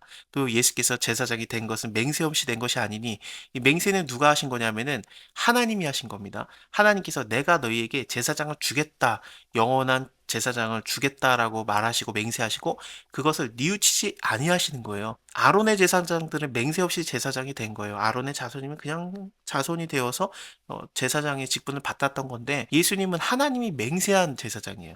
내가 너를 영원한 제사장으로 하겠다라고 했기 때문에 그 맹세로서 뭐 전에 우리가 봤었죠. 하나님께서는 맹세하시면 반드시 이루시고 거짓말이 없으시기 때문에 우리에게 소망이 있다라고 보지 않았었습니까? 이와 같이 예수는 더 좋은 언약의 보증이 되셨느니라. 저희 제사장 된 자의 수요가 많은 것은 죽음을 인해서 항상 잊지 못함이로되 제사장들 레위인들이 많은 이유가 무엇입니까? 자꾸 죽으니까 그 죽은 자를 대신할 수많은 사람들이 필요한 거예요. 근데 예수님은 죽지도 않아요. 영원히 사신 분이기 때문에 여러 사람도 필요 없어요. 한 분이면 됩니다. 예수는 영원히 계심으로 그 제사의 직분도 바뀌지도 않고 갈리지도 않고 그러므로 자기를 힘입어 하나님께 나아가는 자들을 온전히 구원하실 수 있으니 이는 그가 항상 살아서 저희를 위해서 간구하심이라. 이러한 대제사장은 우리에게 합당하니 거룩하고 악이 없고 더러움이 없고 죄인에게서 떠나 계시고 하늘보다 높이 되신 자라. 저가 저 대제사장들이 먼저 자기의 죄를 위하고 다음에 백성의 죄를 위해서 날마다 제사를 드리는 것 같이 할 필요가 없으니 이는 저가 단번에 자기를 드려 이루셨습니다. 자기 스스로가 또 제물이 되심으로써 이건 구약에 있는 모든 율법을 완성하시는 거죠. 그 완성자로서 그것의 순종자로서 자기 스스로가 제물이 되시고 또 율법을 훨씬 뛰어넘는 걸로써 율법에 속하지 않은 아예 반차 자체가 다른 멜기세덱의 반차로서 대제사장으로서 살아계시는 겁니다. 율법은 약점을 가진 사람들을 제사장으로 세웠거니와 율법 후에 하신 맹세의 말씀은 영원히 온전케 되신 아들을 세우셨느니라. 멜기세덱의 반차를 쫓아오시는 특별한 제사장, 대제사장 예수 그리스도에 대한 얘기가 있었는데요. 이것을 쭉 이어가고 있습니다. 이제 하는 말이 중요한 것은 이러한 대제사장이 우리에게 있는 것이라. 그가 하늘에서 위엄의 보좌 우편에 앉으셨으니 성소와 참 장막을 부리는 자라. 이 장막은 주께서 베푸신 것이요 사람이 한 것이 아니다. 그 사람이 만드는 거는 모세를 통해서 그 땅에 만들어진 게 있었죠. 근데 그것은 안전한 건 아니에요. 왜냐하면 그냥 모형이고 그림자일 뿐입니다. 저희가 섬기는 것은 하늘에 있는 것의 모형과 그림자라고 5절에 나오죠. 그래서 모세의 장막 이것은 하나님이 보여주긴 보여줬지만 그 본을 쫓아라 내가 보여준 대로 만들어라 해서 만든 거긴 합니다만 근데 모형과 그림자이지 진짜는 아니에요. 그러면은 진짜 성소와 장막은 무엇입니까? 하늘에 있거든요. 그 하늘에도 대제사장이 필요한 거예요. 이 모세가 그 성전을 다 만들었을 때 그때 아론이라는 대제사장이 있었던 것처럼 하늘의 장막도 당연히 대제사장이 필요하고 멜기세덱의 반차를 쫓은 예수 그리스도께서 그 성소의 제사장입니다. 대제사장마다 예물과 제사를 드림을 위해서 세운 자니 그럼 대제사장이 하는 일이 무엇인가? 예물을 드리는 것과 그 예물이라는 것은 당연히 뭐 소나 양이나 염소나 그런 걸 잡아서 하나님께 예물을 드렸던 거 그런 것들을 얘기합니다. 또 제사를 드림, 예배를 드림이죠. 이것을 위해서 대제사장이 있는 건데 이러므로 저도 무엇을 드릴 것이 있어야 할지니라. 예수님도 뭔가 드려야 되겠죠. 왜냐하면은 대제사장은 이렇게 예물을 드리는 거, 제사를 드리는 거 이것을 위해서 세워진 자니까요. 무엇을 드렸느냐에 대해서는 다음 장에 나와요. 자기 자신을 드립니다. 네, 일단은 8장을 먼저 볼게요. 예수께서 만일에 땅에 계셨으면은 제사장이 되지 아니하셨을 것이니 이는 율법을 쫓아 예물을 드리는 제사장이 있음이라. 이렇게 율법을 쫓아 드리는 제사장이 있다라면은 레위계법들을 얘기하는 겁니다. 레위기 1장에서 번제, 2장에서 소제, 3장에서 화목제, 속죄제, 속건제 여러 가지의 예물들의 그런 게 있잖아요. 그 율법을 쫓아 드리는 제사. 이거는 사실은 레위의 자손들, 아론의 자손들이 했던 거예요. 저번에도 이렇게 위에 나왔던 것처럼 멜기세덱의 반차를 쫓으신 예수님은 율법을 쫓지 않아요. 왜냐하면은 레위가 아직 아브라함의 허리에 있었기 때문에 그래서 아브라함의 허리에 있을 레위가 같이 11조를 멜기세덱에게 바친 거거든요. 왜냐면 허리에 같이 있었으니까. 그것을 생각해 보면은 멜기세덱은 아브라함과는 그냥 별개의 사람입니다. 그렇기 때문에 모세 율법은 레위들에게 얘기를 한 거니까 레위 제사장들의 법에 아래 있지 않아요. 그래서 율법의 초월자로서 나오는 겁니다. 그럼 예수님께서 율법을 쫓는다라는 얘기들은 무엇이냐? 제사장 직으로서 쫓는 게 아니라 제물로서 율법을 완성하신 겁니다. 그렇기 때문에 9장에서 예수 그리스도께서 스스로가 이 예법에 속한 대로 제물이 되셔서 완전하게 드려지는 거죠. 그리스도의 피가 너희를 완전히 깨끗하게 할 수 있다라든지 아니면 뭐 단번에 드려졌다라든지 뭐 정결케 되었다. 이런 율법을 쫓아서 이루는 것들을 예수님께서 완성하셨어요. 하지만 대제사장의 법은 레위의 법이 예수님에게는 속하지 않아요. 왜냐하면은 세상의 제사장이 아니기 때문에 그렇습니다. 율법을 쫓아 드리는 그런 제사장이 아니라 새로운 법으로 하나님께 예배를 드리는 대제사장입니다.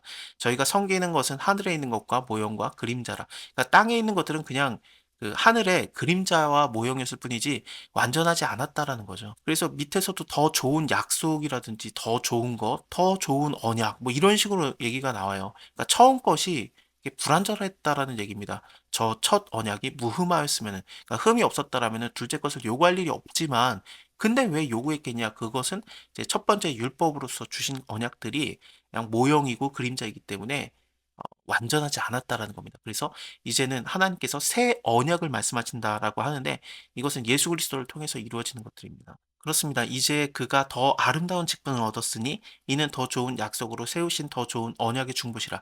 이 중보라는 게 중재자 뭐 그런 뜻 아니겠어요? 그러니까 이 좋은 언약에 새로운 중재자가 필요했던 거죠. 우리가 어떻게 예배드립니까? 예수 그리스도를 만미하지 않고는 아예 불가능한 거예요. 대제사장 예수 그리스도를 쫓아 드리는 예배로만 이게 가능해지는 겁니다. 저 첫 언약이 무흠하였으면 흠이 없다라면은 둘째 것을 요구할 일이 없으려니와 저희를 허물하여 일렀으되 주께서 가라사대 볼지어다. 여기서 그 허물하여 일렀다라는 게 왜 그러냐면은 예레미야 31장의 말씀이거든요. 이 위에 바로 무슨 구절이 있냐면은 예레미야에서 부모가 신포도주를 먹었으므로 자식들이 이가시리다 그런 말을 내가 얻게 하겠다라는 그런 말씀을 하셨거든요. 우리가 이렇게 잘못된 이유가 뭔가 다 조상 탓이다. 우리가 잘 된 이유는 뭐냐? 조상 탓이다. 그런 거는 없게 하겠다. 하면서 말하신 게 볼지어다 날이 이르리니 내가 이스라엘 집과 유다 집에 새 언약을 세우리라. 이것을 얘기하거든요. 사실 위에서도 아론의 자손들은 어떻습니까? 아론의 자손들은 전액 계명 연약하고 무익하여서 폐해지는 율법의 계명, 온전치 못한 이 계명을 쫓아서 나는 혈통으로서의 제사장이었던 거예요. 근데 예수님은 어떻습니까? 예수님은 혈통이 없잖아요. 멜기세덱에 대한 얘기를 할 때 족보도 없고 아비도 없고 뭐 시작도 없고 끝도 없다 막 그런 식으로 나오지 않았습니까? 그래서 예수님은 그런 혈통이 없으시기 때문에 맹세로서 되신 거죠. 하나님께서 맹세하고 그것을 뉘우치지 아니하고, 그래서 그 맹세가 무엇이었느냐? 너가 영원히 제사장이라. 이와 같이 예수는 언약의 보증이 되셨느니라. 예수님은 이렇게 제사장이 된 거거든요. 우리가 혈통 때문에 이렇게 힘든 것이다, 아니면 좋아진 것이다, 그렇게 말할 수가 없다라는 얘기를 하다가 이걸 한 거거든요. 그러니까 대제사장도 아론의 자손이면 무조건 되는 거였는데, 혈통이면 되는 거였는데, 예수님은 그게 아니니까, 대제사장이신 예수님은 맹세로서 되는 거니까, 하나님의 맹세로. 이것처럼 여기서도 새 언약으로 세워지는 거지 혈통으로 되는 게 아니다라고 하면서, 너희 아버지가 뭐 신포도주를 먹었으므로 너희 이가 씨다, 그런 걸 못 말하게 하겠다라면서 얘기가 나오는 거예요. 또 주께서 가라사대 내가 저희 열조의 손을 잡고 애굽 땅에서 인도해 내던 날에 저희와 세운 언약과 같이 아니하도다. 저희는 내 언약 안에 머물러 있지 아니하므로 내가 저희를 돌아보지 아니하였노라. 또 주께서 가라사대 그날 후에 내가 이스라엘 집으로 세울 언약이 이것이니 내 법을 저희의 생각에 두고 저희의 마음에 이것을 기록하리라. 나는 저희에게 하나님이 되고 저희는 나의 백성이 되리라. 그래서 하나님께서 주시는 그 새로운 법이라는 게 무엇인가? 그들이 내 안에 머물지 않기 때문에 내가 그들 안에 기록하겠다. 나는 너희 하나님이 되고 너희는 나의 백성이 되리라. 서로에게 교제가 되고 소유가 되는 그런 관계를 말하는 겁니다. 또 각각 자기 나라 사람과 각각 자기 형제를 가리켜 이르기를 주를 알라 하지 아니할 것은 저희가 작은 자로부터 큰 자까지 다 나를 알미라. 내가 저희 불의를 긍휼히 여기고 저희 죄를 다시 기억하지 아니하리라 하셨느니라. 새 언약이라 말씀하셨음에 첫 것은 낡아지게 하신 것이니 낡아지고 새하는 것은 없어져 가는 것이라. 그래서 이 처음 언약들, 그것들은 점점 새어지고 죽으시고 부활하셔서 영원히 살아계신 대제사장 예수님을 인해서 이제는 온전한 언약이 우리에게 주어지는, 첫 언약에도 섬기는 예법과 세상에 속한 성소가 있더라. 이 성소는 일단은 그 모세의 성막을 얘기하고 있습니다. 다른 성전들, 솔로몬의 성전이라든지 아니면 헤롯 대왕의 성전, 그 전에도 뭐 스룹바벨 성전이 있었죠. 그렇게 세 개의 성전을 더 생각할 수 있지만, 여기서 말하는 것은 그 모세의 성막일 가능성이 굉장히 높은 게, 장막이 있었다라는 이런 표현을 통해서 볼 때 그렇게 생각을 할 수 있어요. 일단은 솔로몬 성전 때부터는 건물의 형태였기 때문에 장막이라기보다는 성전이거든요. 하지만 여기서는 성소라고 일컬으니까요. 성소에 들어가게 되면 왼쪽에 등대, 오른쪽에 떡상이 있습니다. 거기에 진설병들이 놓이고요. 또 가운데 사실은 그 분향단이 있는데, 여기서는 그 분향단을 언약궤랑 같이 있는 것처럼 표현을 하고 있어요. 언약궤는 장막 뒤에 있는 지성소에 있습니다. 그 휘장이 있고, 거기 둘째 휘장이라고 여기 표현이 되고 있는데, 그 휘장을 지나가게 되면은 지극히 거룩한 장소, 지성소에 언약궤 하나 딱 있거든요. 근데 그 언약궤만 있는 게 아니라 여기서는 금양단까지 표현하고 있습니다. 금양단은 뭐 물론 휘장 근처에 있긴 하지만, 금양단은 성소 쪽에 있고 지성소에는 언약궤가 있는 거거든요. 이게 조금 차이가 있는데, 어쨌든 예수님께서 십자가에서 죽으실 때 그 휘장이 반으로 찢어지기 때문에 성소에 들어가면 그냥 지성소가 되는 거예요. 왜냐하면은 휘장으로 가려지는 게 없으니까, 성소인 줄 알고 들어갔는데 지성소랑 연결이 되어 버리니까요. 그렇게 생각하면 큰 문제는 없습니다. 어쨌든 이 지성소 편에는 그 언약궤가 있어요. 거기 안에 만나를 담은 그 망아리, 아론의 쌍난 지팡이와 언약의 비석들이 있습니다. 언약의 비석이라고 하면은 하나님께서 직접 적어주신 십계명이고, 이 아론의 쌍난 지팡이는 사실은 쌍만 난 게 아니라 싹이 나고 순이 나고 뭐 줄기가 나고 열매가 나고 그랬었죠. 꽃까지 폈던 거, 살구꽃까지 폈었는데, 그냥 편하게 아론의 쌍난 지팡이로 많이 표현을 합니다. 하나님께서 아론을 제사장으로 세웠을 때, 그때 좀 지나고 나서 사람들이 들고 일어났어요. 우리도 좀 높은 사람이 되게 안 되겠냐 그러면서 들고 일어나니까, 하나님께서 그럼 각 지파에서 각각 지팡이 하나씩 가지고 와라. 지팡이에다가 이름을 써라. 아론은 레위 지파 소속이거든요. 그래서 레위 지파에서는 아론이 있습니다. 하나님께서 내가 세운 자에게 지팡이에게 일을 이루시겠다 그러면서 싹을 나게 하겠다 그러는데, 싹만 난 게 아니라 뭐 열매와 꽃까지 핍니다. 그게 아론의 쌍난 지팡이거든요. 생각을 해보면은, 너희가 그를 인정하지 않을지라도 내가 그를 지도자로 세운 거 맞다. 그것이 바로 아론의 쌍난 지팡이의 상징이에요. 그래서 예수님께서는 하나님 아버지께서 세우신 메시아고 또 구원자이고 왕의 왕이고 참 대제사장이신데, 사람들이 그걸 인정하지 않더라도 나는 그를 세웠다라는 것을 인정하는 게 바로 아론의 쌍난 지팡이와 연결이 되고 있어요. 사실 언약궤 안에 들어가는 모든 것들이 예수님과 연관이 있어요. 아론의 쌍난 지팡이라든지 내가 그를 세웠다라는 상징, 또 그 만나를 담은 항아리니까 하늘에서 내린 떡, 내가 참 떡이다. 뭐 그런 식으로 예수님께서 요한복음에서 표현을 하시죠. 또 십계명은 하나님께서 쓰신 거니까 말씀이신 예수 그리스도와 다 연관이 있습니다. 언약궤에는 그 뚜껑이 있는데 그것을 속죄소라고 부릅니다. 속죄소를 덮는 속죄소 뚜껑 위에 그룹들이 있는데 그룹이라는 게 뭐냐면은 그 천사의 모양을 얘기해요. 그래서 그 천사의 모양이 서로 날개를 피고 있고 그 날개와 날개 사이에서 내가 너를 만나주겠다. 이스라엘 자손에게 말할 것을 내가 너에게 말하겠다. 그렇게 얘기를 하셨는데 그래서 하나님께서 만나주는 것과 또 임재의 상징, 또 말씀을 주시는 것 그런 것들을 상징하는 게 바로 속죄소의 개념입니다.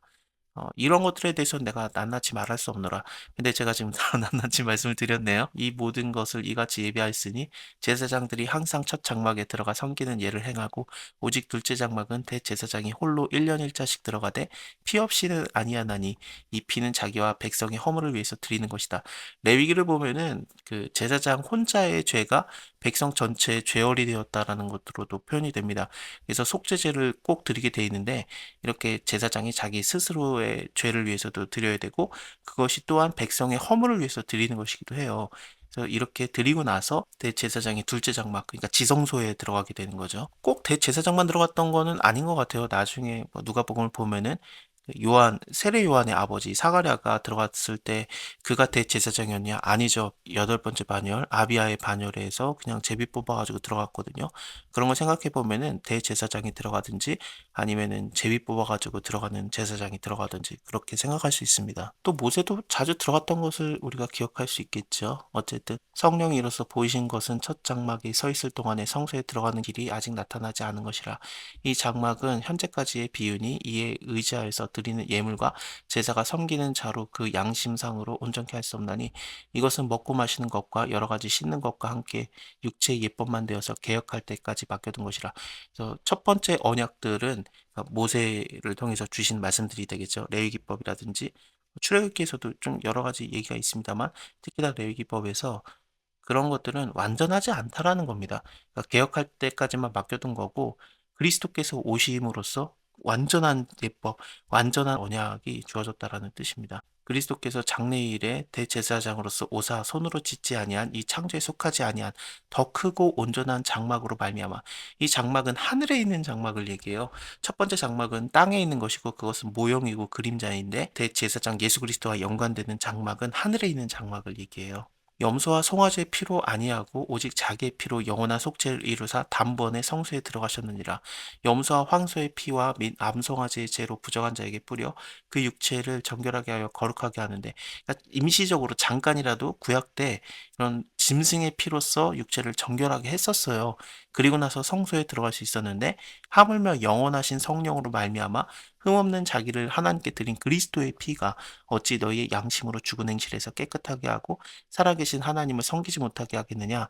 이를 인해서 그는 새 언약의 중보니 이는 첫 언약 때에 범죄한 죄를 속하려고 주고사 부르심을 입은 자로 하여금 영원한 기업의 약속을 얻게 하려 하심이라. 그러니까 첫 번째 언약을 훨씬 뛰어넘는, 그러니까 첫 번째 언약은 당연히 모세의 율법이고 이제 두 번째 언약, 두 번째라는 말보다는 새 언약으로 표현을 하고 있어요. 아예 차원이 다른 언약이라는 것을 강조하고 있는 겁니다. 유언은 유언한 자가 죽어야 되나니, 사실 여기서 유언이라는 단어 자체가 언약이라는 단어와 연관이 있는데 네, 잘 번역을 했습니다. 왜냐하면은 지금 현재 죽음과 연관을 지어서 예수 그리스도의 죽은 후에야 이것이 효력을 발휘한다고 나오면서 언약보다는 유언이라는 말이 좀 더 이해하기가 편하죠. 그래서 한글 성경에서는 유언으로 표현을 했습니다. 유언은 유언한 자가 죽어야 되나니 유언은 그 사람이 죽은 후에야 경고한즉 유언한 자가 살아있을 때에는 언제든지 효력이 없느니라. 이러므로 첫 언약도 피 없이 세운 것이 아니다.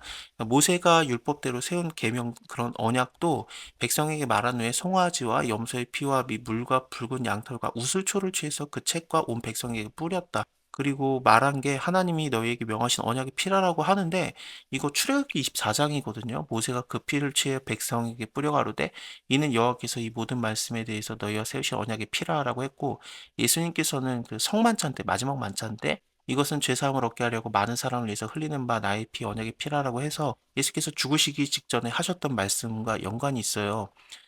여기 우슬초를 취해 가지고 백성에게 뿌렸다라는 거는 사실 출애굽기에서 없는 말이에요. 우슬초로 취해 가지고 하는 것은 정결케 하는 것밖에 없습니다. 민수기 19장에서 그 1세대들을 하나님께서 다 멸하겠다라고 하고 그 12명이 가데스 바네아에서 출발해 가지고 그 가나안 땅을 정탐하고 온 다음에 완전히 신앙이 무너지잖아요. 뭐 2명 여호수아 칼렙은 괜찮았지만 나머지는 다 무너져서 하나님께서 그 여호수아 칼렙을 제외하고는 모두가 다 가나안 땅에 들어가지 못하게 하겠다라고 하나님이 말씀하셨거든요. 그래서 1세대가 다 죽을 때 그 모든 자들이 죽을 때 2세대들은 어떻게 너희가 부모님을 장례하라. 그 시체를 장례하고 나서 너희가 정결하게 되는 정결례로서 뭐 우슬초를 갖다가 정결케 하는 그런 예식들이 나옵니다. 그리고 또 나오는 게 뭐냐면은 레위기 14장에서 13장은 문둥병에 대한 규례고 14장은 문둥병 환자가 나았다라고 판단이 되면은 그를 정결하게 하는 규례에서 우슬초를 취하는 게 있거든요. 생각해 보면은 문둥병 환자라든지 시체로 인해서 부정해진 거라든지 그것을 정결하게 하는 게 우슬초예요. 그래서 출애굽기 24장만 보면은 마치 하나님과 백성들 사이에서 언약을 세우는 게 이게 너희는 나의 백성, 나는 너희 하나님. 물론 그거 맞는데 그걸로 끝나는 것 같은 느낌이 있어요. 하지만 우슬초라는 것을 굳이 히브리서에서 쓰면서 그 언약은 무엇이냐? 정결하게 하는 것이다. 죄를 속죄하는 것. 그 말씀을 하고 있는 겁니다. 그렇기 때문에 예수님께서도 죄사함을 얻게 하려고 많은 사람을 위해서 흘리는 바, 그러니까 죄를 속하는 속죄의 개념에서 이 자기의 피를 말씀하시거든요. 그게 바로 언약의 피입니다. 또한 이와 같이 피로써 장막과 섬기는 일에 쓰는 모든 그릇에 뿌렸느니라. 율법을 쫓아서 거의 모든 물건을 피로써 정결케 되나니 피 흘림이 없은즉 사함이 없느니라. 그러므로 하늘에 있는 것들의 모형은 이런 것들로서 정결하게 할 필요가 있었으나 땅에 있는 것들을 얘기하는 겁니다. 하늘에 있는 것의 모형은 그냥 땅에 있는 모세가 만들었던 것들이니까 그렇다면 하늘에 있는 것들은 어떻게 하겠습니까? 이런 것들보다 더 좋은 제물로 드려야 할 것이니 그리스도께서 참 것의 그림자인 손으로 만든 성소에 들어가지 아니하시고 오직 하늘에 들어가사 그러니까 하늘이라는 게 바로 예수 그리스도 대제사장 예수 그리스도께서 그 담당하시는 하늘의 성소가 되는 겁니다. 하늘에 들어가사 이제 우리를 위해서 하나님 앞에 나타나시고 대제사장이 해마다 다른 것의 피로써 성소에 들어가는 것 같이 자주 자기를 드리려고 아니하실지니 그리하면 그가 세상에 창조할 때보다 자주 고난을 받아야 할 것이로되 이제 자기를 단번에 제사로 드려 죄를 얻게 하시려고 세상 끝에 나타나셨느니라. 한 번 죽는 것은 사람에게 정하신 것이요 그 후에는 심판이 있으리니 이와 같이 그리스도도 많은 사람의 죄를 담당하시려고 단번에 들임받으셨고 구원에 이르게 하기 위해서 죄와 상관이 없이 자기를 바라는 자들에게 두 번째 나타나시리라. 율법은 장차 오는 좋은 일의 그림자요 참 형상이 아니므로 해마다 늘 드리는 바 같은 제사로는 나오는 자들을 언제든지 온전케 할 수 없느니라. 그렇지 아니하였으면 만약에 온전케 할 수 있었다라면은 단번에 정결케 되어서 다시 뭐 죄를 깨닫게 하는 일 그것이 없었을 것이니 어찌 드리는 일을 그치지 아니하였겠으리요. 그러나 이게 완전하지 않기 때문에 그냥 그림자이기 때문에 이 제사는 해마다 죄를 생각나게 하는 것이 있나니 그러니까 계속해서 했던 것이죠. 이는 황소나 염소의 피가 능히 죄를 없이 하지 못함이라. 이 황소의 피, 염소의 피 이것을 드리고 나서 속죄제를 하는 거거든요. 그리고 나서 성소에 들어갈 수 있는 겁니다. 그래서 그러므로 세상에 임하실 때에 가라사대 하나님이 제사와 예물을 원하지 아니하시고 이 피를 계속 흘리는 그런 동물을 죽이는 거 하나님이 원하시지 않았다라는 겁니다. 물론 이것을 강조하고 중요하다고 하셨어요. 뭐 레위기 1장부터 5장까지 번제, 소제, 화목제, 속죄제, 속건제 그것들을 5장까지 얘기하고 또 6장, 7장에서도 그 제사들의 방법들도 얘기를 또 해주고 있거든요. 그래서 레위기의 시작 자체가 하나님께 예배드리는 방법 그것이 중요하다. 그런 것들을 분명히 얘기를 했습니다. 제사는 해마다 죄를 생각나게 하는 것이다. 그래서 제사는 죄를 생각나게 하고 또 피로써 우리의 죄를 씻는 건데 이게 온전치 아니었던 그냥 그림자일 뿐이었던 율법의 그것은 이건 해마다 드려야 됐던 거고 이제 완전하게 한 번에 끝내지지가 않았던 겁니다. 이것을 원하지 아니하셨다. 오직 나를 위해서 한 몸이 예비되셨도다. 그래서 이것을 더 이상 하지 않는 한 번에 끝내는 것을 말하시는 거거든요. 전체로 번제함과 속죄제는 기뻐하지 아니하시나니 이게 전체로 번제함, 이렇게 전체를 드리는 번제함을 얘기합니다. 번제제의 제물도 속죄제의 제물은 그 죄를 속하는 제물인데 이것을 기뻐하지 아니하셨으니 이에 내가 말하기를 하나님이여 보시옵소서 두루마리 책에 나를 가리켜 기록된 것과 같이 하나님의 뜻을 행하러 왔나이다 하시니라. 그래서 정말로 원했던 건 무엇이냐? 위에서 말씀하시기를 제사와 예물과 전체로 번제함과 속죄제는 하나님 원하지 아니하시고 기뻐하지도 아니하신다. 이 율법으로 드리는 거, 뭐 계속 피 흘려지는 거. 하나님께서 무슨 좀 잔인한 신도 아니고 이런 것들을 원하지 않았다라는 겁니다. 그렇다면은 이거 외에 다른 것, 하나님이 원하셨던 게 무엇인가? 그 후에 말씀하시기를 보시옵소서. 그렇죠? 예, 보시옵소서 내가 하나님의 뜻을 행하려고 왔나이다. 하나님의 뜻에 복종하는 것, 순종하는 것. 이것을 하나님이 원하셨다라는 거거든요. 그 첫 것이 패하심은, 그러니까 율법으로 다 따라 드리는 거, 그것이 패해지는 것은 둘째 것을 세우기 위함이다. 그 하나님께서 원하시는 대로 내가 하나님의 뜻을 행하려고 왔나이다. 하나님 뜻대로 행하는 거. 그것이 바로 제일 좋은 것이죠.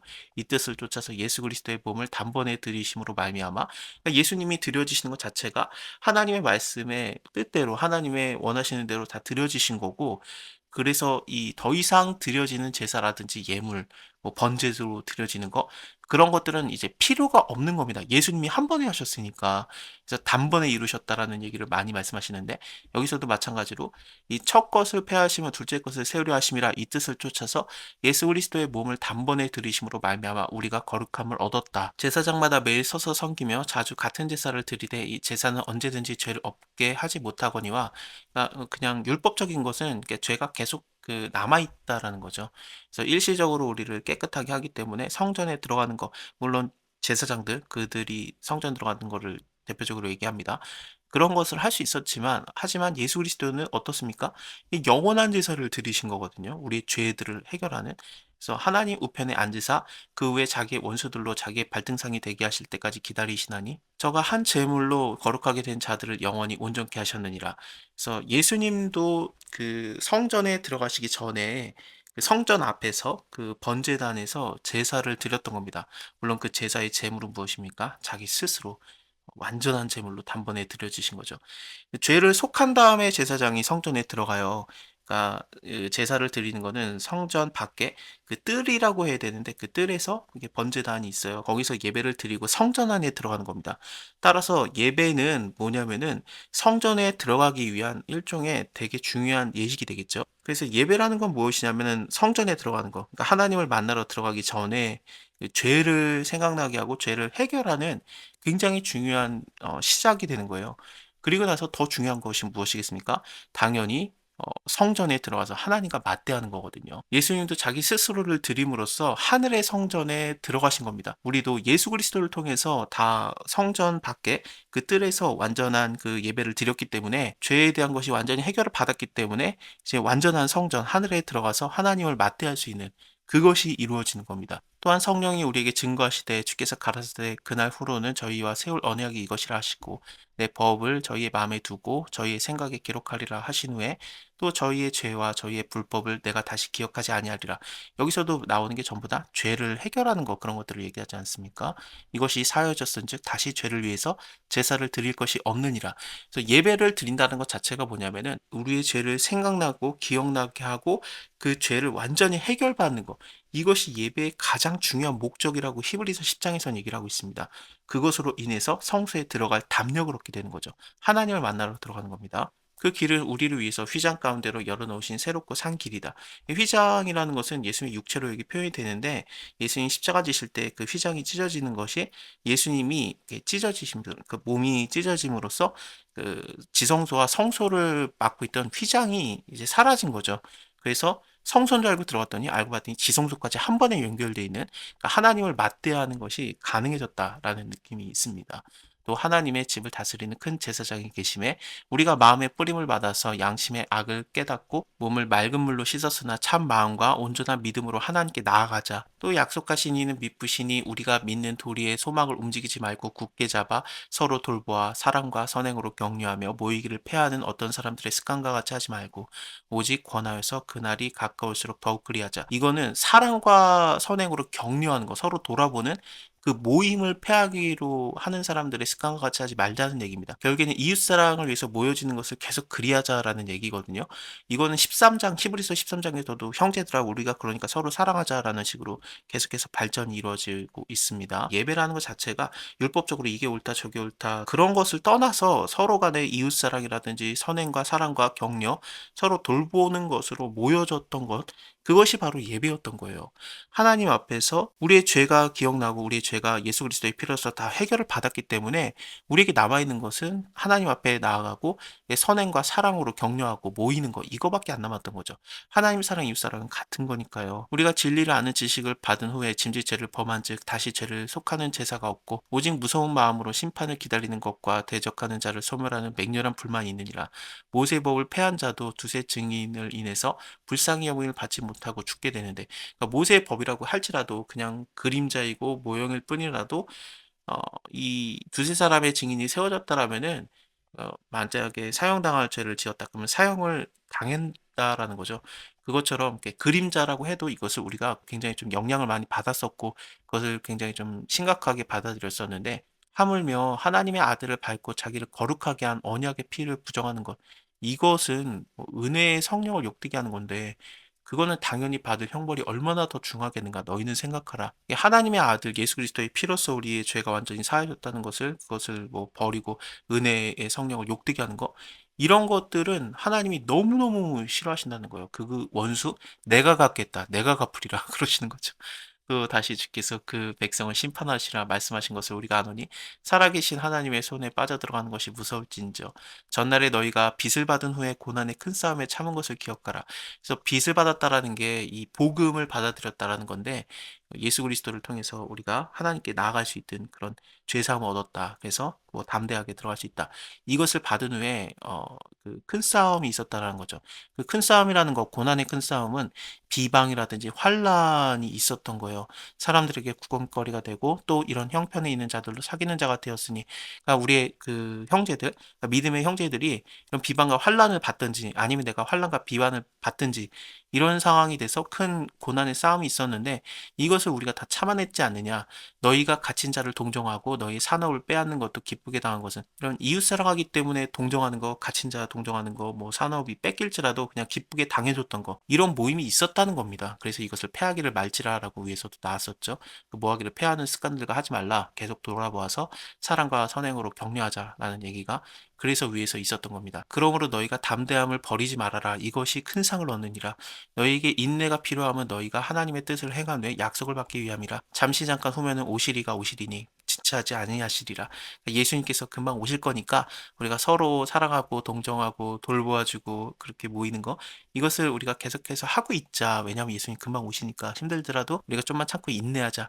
이 인내에 대한 얘기는 이제 11장 다음 장에서 이어질 겁니다. 그래서 믿음으로써 많이 인내한 믿음의 선진들, 그들이 뭐 예수님 믿기 때문에, 하나님 믿기 때문에 괴로움도 받았었다. 하지만 잘 참아서 그 약속 뭐 증거들을 받은 것처럼 우리도 그러하자라는 얘기로 이게 발전이 돼요. 그리고 12장 초반에서는 믿음의 선지자들만 그런 게 아니다. 예수님도 그랬네. 십자가 지셨잖아. 그러면서 우리 믿음에 이런 인내도 필요하다라는 얘기로 좀 나옵니다. 어쨌든 오직 나의 의인은 믿음으로 말미암아 살리라. 또한 뒤로 물러가면은 내 마음이 저를 기뻐하지 아니하리라 하셨으니 우리는 뒤로 물러가서 침륜에 빠질 것이 아니다. 오직 영혼을 구원함에 이르는 믿음을 가진 자라. 그렇다면 믿음을 가진 것이 무엇인가에 대해서 다음 장 11장 이어서 볼게요. 믿음은 바라는 것들의 실상이요 보지 못하는 것의 증거니 선진들이 이로써 증거를 얻었느니라. 이 11장의 내용은 저번에 너희가 지금 현재 괴로움을 받고 있는데 걱정하지 말아라. 금방 예수님이 오실 거니까 그 믿음으로 말미암아 지키고 있어라. 뒤로 물러가지 말고 침륜에 빠질 것이 아니고 오직 영혼을 구원함에 이르는 믿음을 가진 자로서 있어라라는 이런 얘기에서 11장이 나오고 있는 건데요. 12장에서 이 11장의 결론이 나와요. 이러므로 우리에게 구름과 같이 둘러싼 허다한 증인들이 있으니, 그러니까 11장에서 믿음의 선진들에 대한 얘기를 할 건데 그 증인들이 무슨 얘기를 하는 것이냐. 어쨌든 모든 무거운 것과 얽매이기 쉬운 죄를 벗어버리고 인내로써 우리 앞에 당한 경주의 경주를 하며 믿음의 주요 또 온전케 하시는 예수를 바라보자라는 거거든요. 그래서 예수님을 인해서 우리가 온전케 된다라는 얘기입니다. 예수님이 믿음의 주인이시니까요.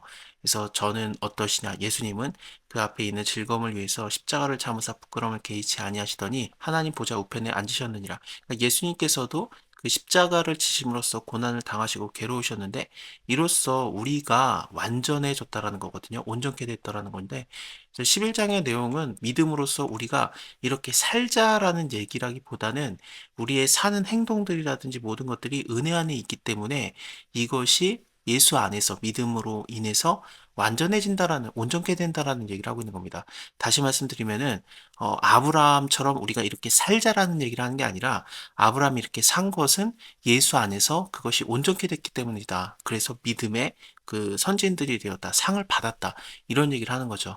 우리가 하나님께 어떻게 좀 잘해가지고 상이 된다라는 얘기를 하는 게 아니라, 하나님께서 우리의 모습 그대로를 받아주시고, 상으로서 여겨주신다는 얘기입니다. 이것이 믿음 안에서, 그러니까 예수 안에서 이루어지는 것입니다.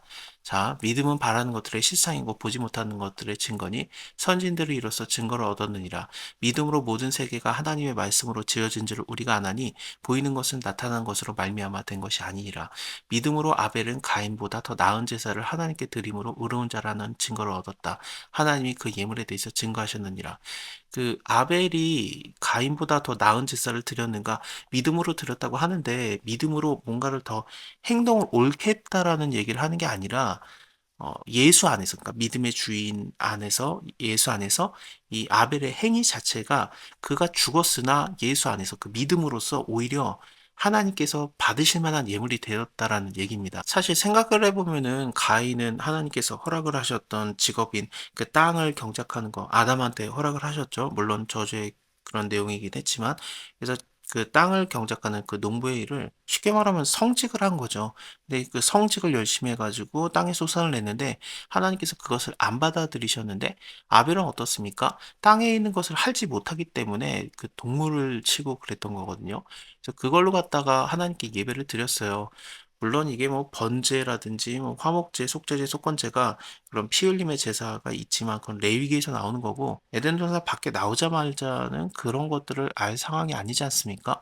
사실 동물 하나 죽여보면은 굉장히 좀 잔인해요. 그 닭 한번 잡아보려고 했었는데 저는 포기했어요. 정말 무섭더라고요. 그것을 죽인다. 그 가인 입장에서 볼 때는 야 저렇게 잔인한 짓을 하느냐 아벨이라는 이름 자체가 아무것도 아니다라는 뜻이거든요. 그래서 너는 아무것도 아닌 놈이고 그렇게 잔인하게 뭐 피 흘리고 막 그러는 것들을 예배를 드리겠느냐. 그것을 하나님께서 연락을 하셨다라는 게 되게 가인에게는 충격이었습니다. 뭐 피 흘림이 있냐 없냐 그게 문제가 아니라 뭐 가인의 제사도 땅의 소산을 드리기 때문에 레위기 2장에서 나오는 소제거든요. 그래서 그것도 굉장히 중요한 제사예요. 예수님께서 그 소제를 이어가시면서 내가 생명의 떡이다 그러면서 그 소제의 그런 곡식의 제사 그것을 완성시키기도 하고 그렇습니다.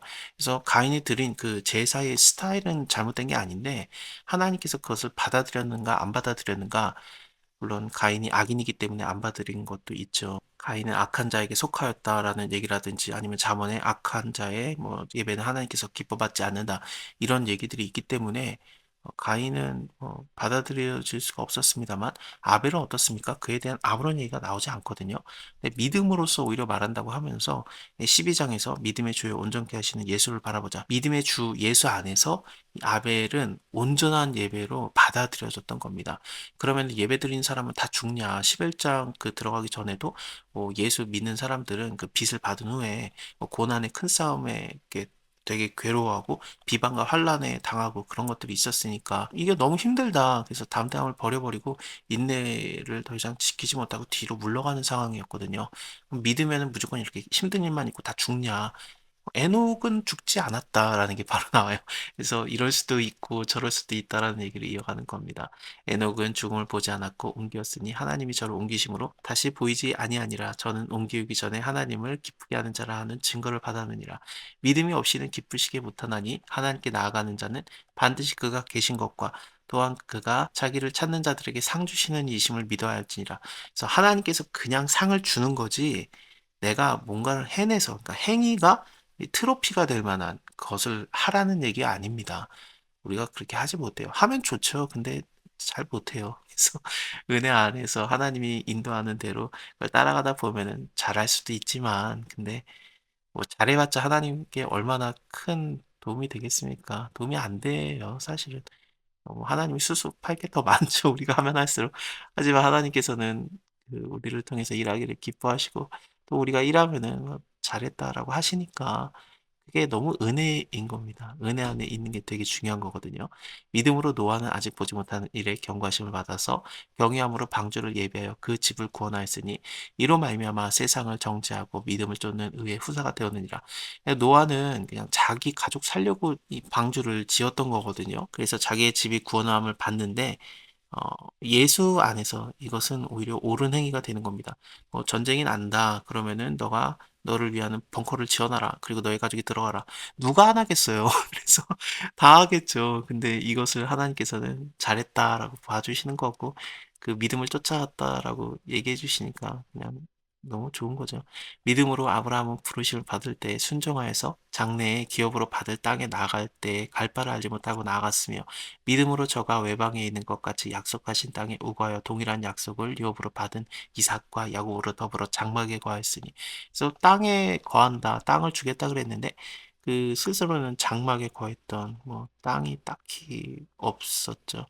뭐 땅이라고 해봤자는 뭐 그 무덤으로 샀던 막벨라 굴 정도밖에 없었는데 그러할지라도 하나님께서는 그 보이지 않는 것에서 또그 보이는 것으로 이어갔던 겁니다. 이는 하나님의 경영하시고 지으실 터가 있을 성을 바랬습니다.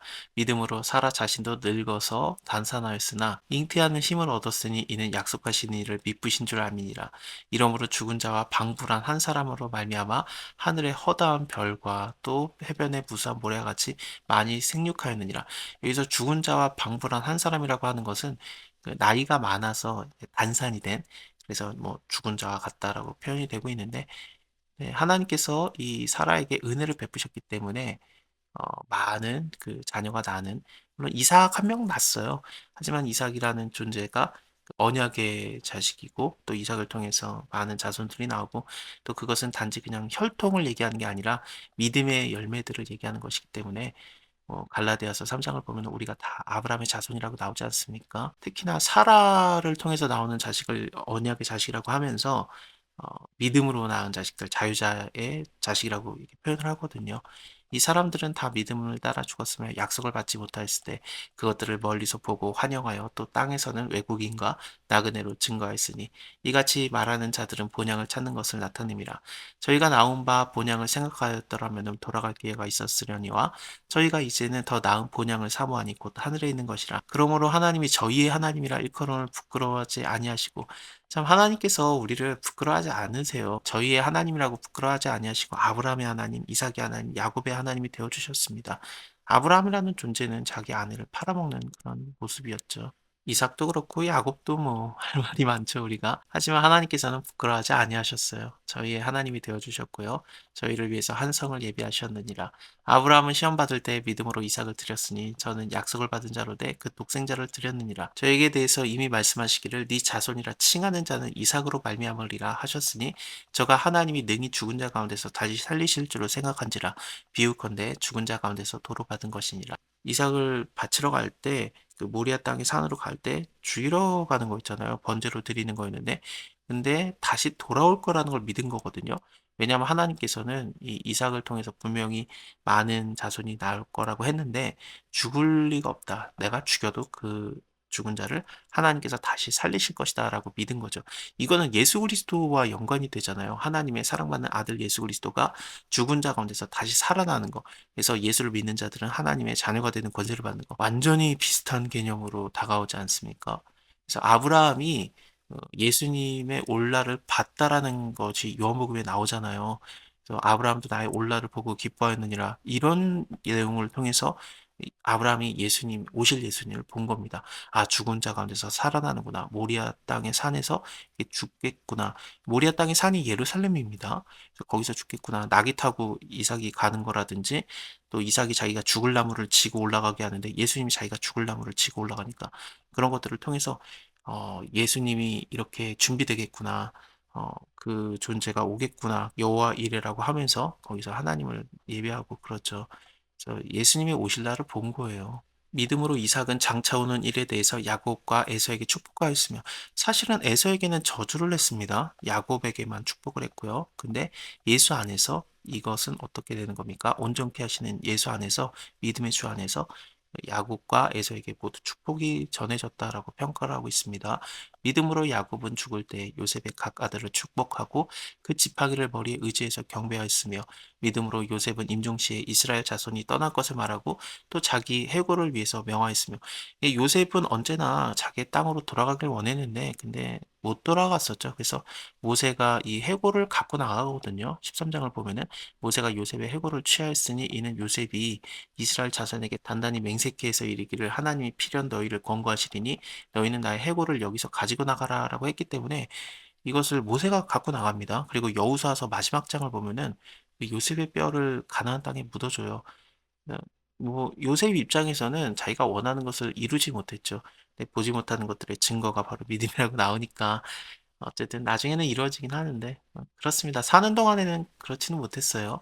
믿음으로 모세가 낳았을 때 그 부모가 아름다운 아이임을 보고 석 달 동안 숨겨서 임금의 명령을 무서워하지 아니하였으며 믿음으로 모세는 장성하여 바로의 공주의 아들이라 칭함을 거절하고 도리어 하나님의 백성과 함께 고난받기를 잠시 죄악의 낙을 누리는 것보다 더 좋아하였고 그리스도를 위해서 받는 능욕을 애굽의 모든 보화보다 더 큰 예물로 여겼으니 이는 상주심을 바라봄이라. 믿음으로 애굽을 떠나서 임금의 노함을 무서워하지 아니하고 곧 보이지 아니하는 자는 보는 것 같이 참았으며 믿음으로 유월절과 피를 뿌리는 그 예를 정하였으니 이는 장자를 멸하는 자로 저희를 건드리지 않게 하려 한 것이며 믿음으로 저희가 홍해를 육지같이 건넜으나 애굽 사람들은 이것을 시험하다가 빠져 죽었으며 사실 믿음으로 건넜다라기보다는 이게 믿음이라는 게 그들이 믿음으로 뭔가를 해냈다라는 느낌이 지금 전혀 아니잖아요.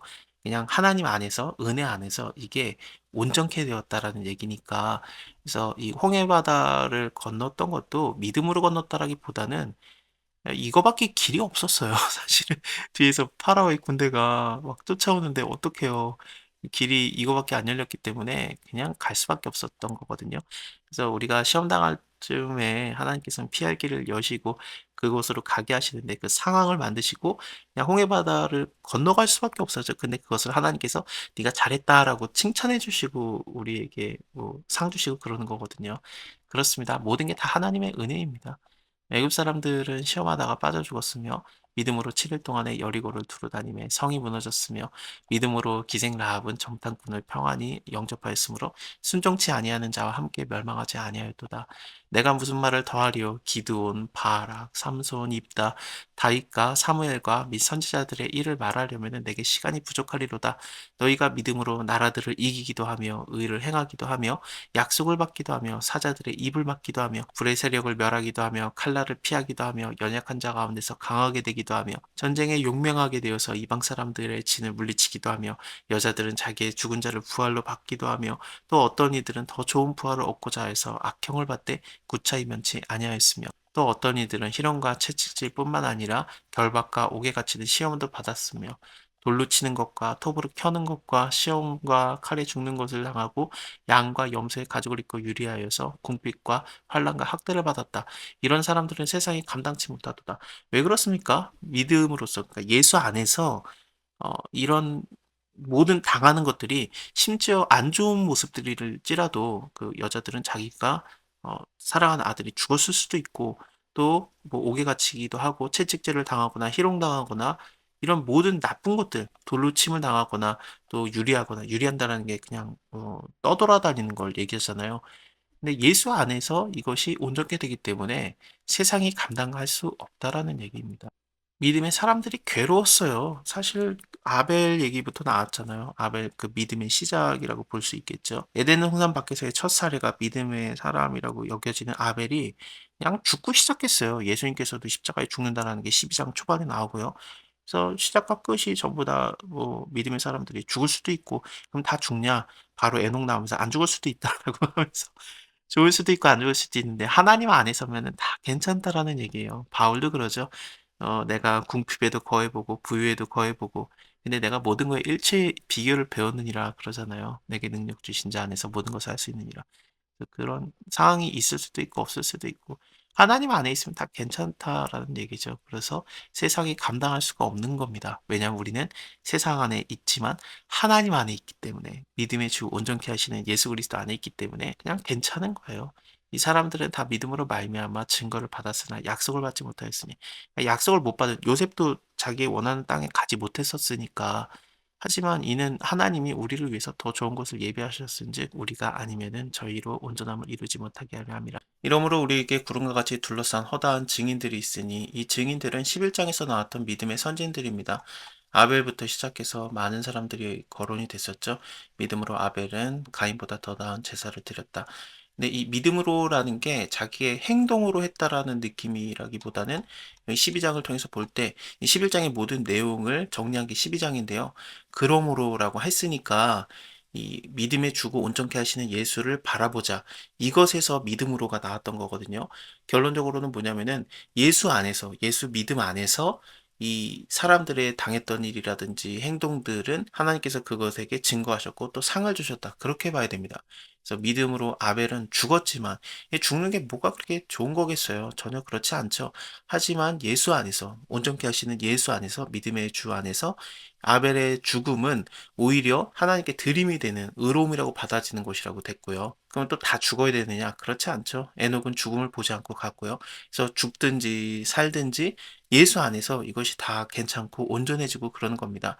괜찮다라는 게 막 죄져도 된다 막 그런 얘기를 하는 게 아니라 우리가 가난에도 처해보고 부에도 처해보고 근데 예수 안에서 하나님의 은혜 안에서 이런 것들은 모든 것은 다 선으로 연결되는 거거든요. 그렇습니다. 그래서 이 12장의 내용은 믿음의 주요 온전케 하시는 예수를 인해서 이게 다 완성되고 온전케 되고 받아들여질 만한 것이 되고 하나님께서 그것에 상을 주신 거죠. 뭐 잘해서 상을 줬다라기 보기는 어려워요. 뭐 경주에 경주를 했다 그러면 우리가 뭐 열심히 했느냐 그게 아니라 그냥 은혜 안에서 상을 받은 겁니다. 사실 홍해 바다를 건너갔던 것도 믿음으로 건너갔다고 나왔었지만 믿음으로 건너간 게 아니라 그냥 할 수 있는 게 그거밖에 없었죠. 그냥 그 길이 열린 게 그거니까 파라오의 군대가 쫓아오잖아요. 근데 하나님께서는 그것을 어쩔 수 없이 우리가 행할 수밖에 없었던 것을 믿음으로 바라봐 주시고 의로움으로 받아봐 주시고 또 상을 주시고 그랬던 거죠. 그래서 우리가 뭘 하라라고 믿음으로 우리가 뭐 강렬하게 뭔가를 행동을 하라라고 하는 게 아니에요. 그거는 무거운 짐입니다. 무거운 것들 이런 것들 다 벗어버려야 되거든요. 예수를 바라봐야 됩니다. 예수님 어떻습니까? 저는 그 앞에 있는 즐거움을 위해서 십자가를 참으사 부끄러움을 개의치 아니하시더니 하나님 보좌 우편에 앉으셨느니라. 너희가 피곤하여 낙심치 않기 위해서 죄인들의 이같이 자기에게 거역한 일을 참으신 자를 생각하라. 하나님께서는 우리를 그냥 참아주신 거예요. 그냥 받아주신 겁니다. 우리 죄인들은 계속해서 하나님을 거역하거든요. 근데 그걸 받아주고 믿음 안에서 온전케 되는 겁니다. 너희가 죄와 싸우되 아직까지 피 흘리기까지 대항한 건 아니다. 예수님은 피 흘리기까지 고난을 당하시고 죽기까지 복종하시고 순종하시고 그랬지만 뭐 믿는 자들 너네 힘드냐 10장부터 계속 나왔었죠. 그래서 11장에서 뭐 믿음의 선진들도 다 힘들어 받지 않느냐 그 얘기를 했던 건데 뭐 우리가 그렇게 힘들다고 해도 피 흘리기까지는 아니었다. 또 아들들의 권하는 것 같이 너희에게 권면하는 말씀을 잊었도다 일렀을 때 믿는 자들은 하나님의 자녀이기 때문에 징계를 받기는 받아요. 뭐 잘할 때 고난받는 것도 있겠지만 내가 못했을 때는 당연히 징계가 있지 않겠습니까? 내 아들아 주의 징계하심을 가볍게 여기지 말며 그에게 꾸지람을 받을 때에 낙심하지 말아라. 주께서 그 사랑하는 자를 징계하시고 그 받으시는 아들마다 채찍질을 하심이라. 이것은 잠언의 말씀이 인용이 되었습니다. 너희가 참음은 징계를 받기 위함이라. 하나님이 아들과 같이 너희를 대우하시다니 어찌 아비가 징계하지 않는 아들이 있으리요. 징계는 다 받는 것이오늘 너희가 없으면 사생자고 참아들이 아니니라. 또 우리 육체의 아버지가 우리를 징계하여도 공경하는데 그 육체의 아버지는 사실은 뭐 자기 좋으라고 하는 말들이 많죠. 여기 밑에서도 저희는 잠시 자기의 뜻대로 우리를 징계하거니와 그러거든요. 여기서의 저희는 복수형이니까 우리 육체의 아버지들을 얘기해요. 육체의 아버지들은 자식을 왜 징계합니까? 자기 뜻대로 하려고 징계를 하는 거거든요. 예를 들면은 뭐 방 치워라. 그 방에 그렇게 더러워서 되겠냐. 그게 뭐 자식 좋으라고 하는 얘기가 아니잖아요. 내 눈에 보기 안 좋으니까 내 뜻을 위해서 내 뜻은 네가 그걸 치워라라는 거죠.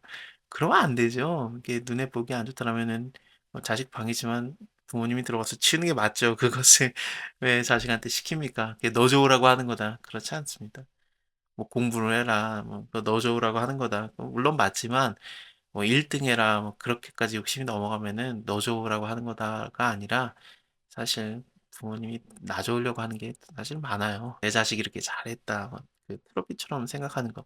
예, 결국에 나오거든요. 근데 이런 육체의 아버지는 자기 뜻대로 해요. 그러면서 징계도 하고, 물론 자식을 위해서 말하는 것도 없지는 않지만, 하지만 하늘의 아버지는 어떻습니까? 완전히 그것은 우리의 유익만을 위해서 얘기를 하시는 분이거든요. 그래서 우리의 유익을 위해서 죽기까지 하시는 분인데 뭐 더할 말이 있겠습니까?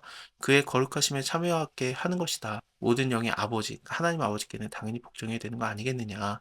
무릇 징계가 당신은 즐거워 보이지 않지만 그리고 슬퍼 보이지만 후에는 그로 말미암아 연단한 자들에게는 의의 평강의 열매를 맺나니 그러므로 피곤한 손과 연약한 무릎을 일으켜 세우고 이것은 이사야서 35장의 내용이거든요. 그 부분을 인용을 한 겁니다. 너희 발을 위해서 곧은 길을 만들어서 저는 자리로 하여금 어그러지지 않고 고침을 받게 하라. 이 부분 다음에 나오는 내용들이 소경이 보고 귀머거리가 듣고 안지매가 일어서고 그 부분이에요. 세례 요한이 예수님에게 제자들을 보내서 그러잖아요. 당신이 맞습니까? 아니면 우리가 더 기다려야 됩니까? 그랬을 때 예수님께서 세례 요한의 제자들에게 말하죠. 너희는 본대로 그대로 말해라. 소경들이 눈을 뜨고 그리고 벙어리가 말을 하고 귀머거리들이 듣고 가난한 자에게 복음이 전파된다 하라. 그것을 얘기하게 하거든요. 그래서 이 부분은 예수님을 통해서 완성되는 그런 것들입니다. 모든 사람으로 더불어서 화평함과 거룩함을 쫓으라. 이것이 없이는 아무도 주를 보지 못하리라. 너희는 돌아보아 하나님의 은혜에 이르지 못하는 자가 있는가 두려워하고 또 쓴뿌리가 나서 괴롭게 하고 많은 사람이 이로 말미암아 더러움을 입을까 두려워하고 음행하는 자와 혹 한 그릇의 식물을 위해서 장자의 명분을 판 에서와 같이 망령된 자가 있을까 두려워하라. 이 내용들은 겁을 주는 내용은 아닙니다. 이것으로 겁을 먹는 분들이 가끔가다 있어요. 하지만 이것은 뭐 구원을 받지 못한다 뭐 그런 얘기가 절대 아니고 여기 밑에 회개할 기회를 얻지 못하리라 뭐 이런 얘기도 있으니까 그러면은 이런 음행이라든지 쓴뿌리 같은 것들로 인해서 죄를 지면은 나는 하나님께 버려지는가 그것을 얘기하는 것은 아닙니다. 일단 여기서 음행이라는 말 자체가 하나님의 은혜에 이르지 아니한 자와 연관이 되거든요. 이거는 하나님과 상관이 없는 우상 숭배의 음행을 얘기하는 거예요. 그리고 또 뭐 장자의 명분을 판 에서와 같이 망령된 자가 돼 있을까 두려워하라. 이것도 어떤 것입니까? 하나님의 언약을 버린 그런 상황이었잖아요. 그렇기 때문에 여기서는 하나님과의 관계, 하나님과의 은혜에서 그 상관을 안 하는 그런 것들을 얘기하는 거예요. 따라서 예수 안에서 온전케 하시는 예수 안에서 은혜 안에 있으면 되는 거지. 뭐 율법적으로 뭐 해야 된다, 안 하면은 큰일 난다, 회개할 기회도 얻지 못한다. 그런 얘기가 절대 아닙니다. 그 말을 이어가는 것이 18절입니다. 그래서 너희가 이른 곳에는 만질 만한 불붙는 산과 흑음과 그러니까 검은 구름과 흑암과 폭풍과 나팔 소리와 말하는 소리가 아니다. 이것이 뭐냐면은 신의 산이에요. 신의 산에서 하나님께서 그 율법을 주고 막 그랬잖아요. 그때 불 붙는 것들이라든지 구름이 빽빽했었고 뭐 나팔 소리 같은 것들 그런 게 들리니까 사람들이 올라가지도 못했어요. 이는 짐승이라도 산에 이르거든 돌로 침을 당하리라. 그래서 산에 아무도 못 올라가는 그런 상황까지 이어졌거든요. 출애굽기 19장의 내용입니다. 너는 백성을 위해서 사면으로 지경을 정하고 이르기를 너희는 삼가 산에 오르거나 그 지경을 범하지 말지니 산을 범하는 자는 정령 죽임을 당할 것이라. 손을 그에게 댐이 없이 그런 자는 돌에 맞아 죽임을 당하거나 살에 세워서 죽임을 당하리니 짐승이나 사람을 물어나고 살지 못할 것이다. 나팔을 길게 불거든 산 앞에 이를 것이라 하라라고 출애굽기 19장 그 십계명 받는 그 부분 있잖아요. 거기에요. 그래서 이것은 율법에 대한 얘기를 하고 있는 겁니다. 율법은 근데 더 이상 중요하지 않죠. 왜냐하면 예수님께서 율법을 완성시키셨으니까. 율법은 선한 거예요. 하지만 율법이 우리의 마지막 종착점은 아닙니다. 그냥 처음에 그냥 들렸던 중간 지점이죠. 그래서 우리가 이를 곳이 어디입니까? 시온이에요. 시온은 당연히 예루살렘을 얘기합니다. 예수님이 십자가 지시고 죽으시고 피 흘리시고 생명을 우리에게 주신 그 복음의 장소, 은혜의 장소, 거기에 이르는 것이 우리의 최종 목적지가 되지 예수님을 알았는데 다시 율법의 산, 신의 산으로 간다라는 것은 이거는 생각하기 어려운 내용입니다. 그렇게 하면 안 돼요. 그래서 이 위의 내용도 마찬가지로 은혜 안에 머물라 그런 뜻이지 율법대로 행하지 않으면 너는 뭐 잘못된다. 그런 것은 전혀 아닙니다. 하여튼 그 율법에 대한 것은 이것은 견디지 못할 만한 것들이었고 그 보이는 바가 이렇게 무섭기로 모세도 이르되 내가 심히 두렵고 떨린다라고 했어요. 네, 모세도 두려워한다라면은 율법이 당연히 우리에게 두렵죠. 못하니까. 네, 어떻습니까, 우리는? 예수님께서 단번에 드려진 바 됐고 우리는 성소에 들어갈 담력을 얻는 거 아니겠습니까? 그래서 우리의 이를 곳은 시온산이에요. 예루살렘. 살아계신 하나님의 도성인 하늘의 예루살렘과 천만 천사와 하늘에 기록한 장자들의 총회와 이 총회라는 것도 뭐 큰 모임 그런 걸 얘기하는 건데 정확하게 헬라어로는 축제를 즐기기 위해서 모이는 그런 집회입니다. 그러니까 막 그런 두려운 집회가 아니라 축제예요. 교회와 만민의 심판자이신 하나님과 및 온전케 된 의인들의 영과 새 언약의 중보이신 예수와 및 아벨의 피보다 더답게 말하는 뿌린 피라. 너희는 상가 말하는 자를 거역하지 말아라. 땅에서 경고하신 자를 거역한 저희가 피하지 못하였거든. 하물며 하늘을 쫓아 경고하신 자를 배반하는 우리일까 보냐.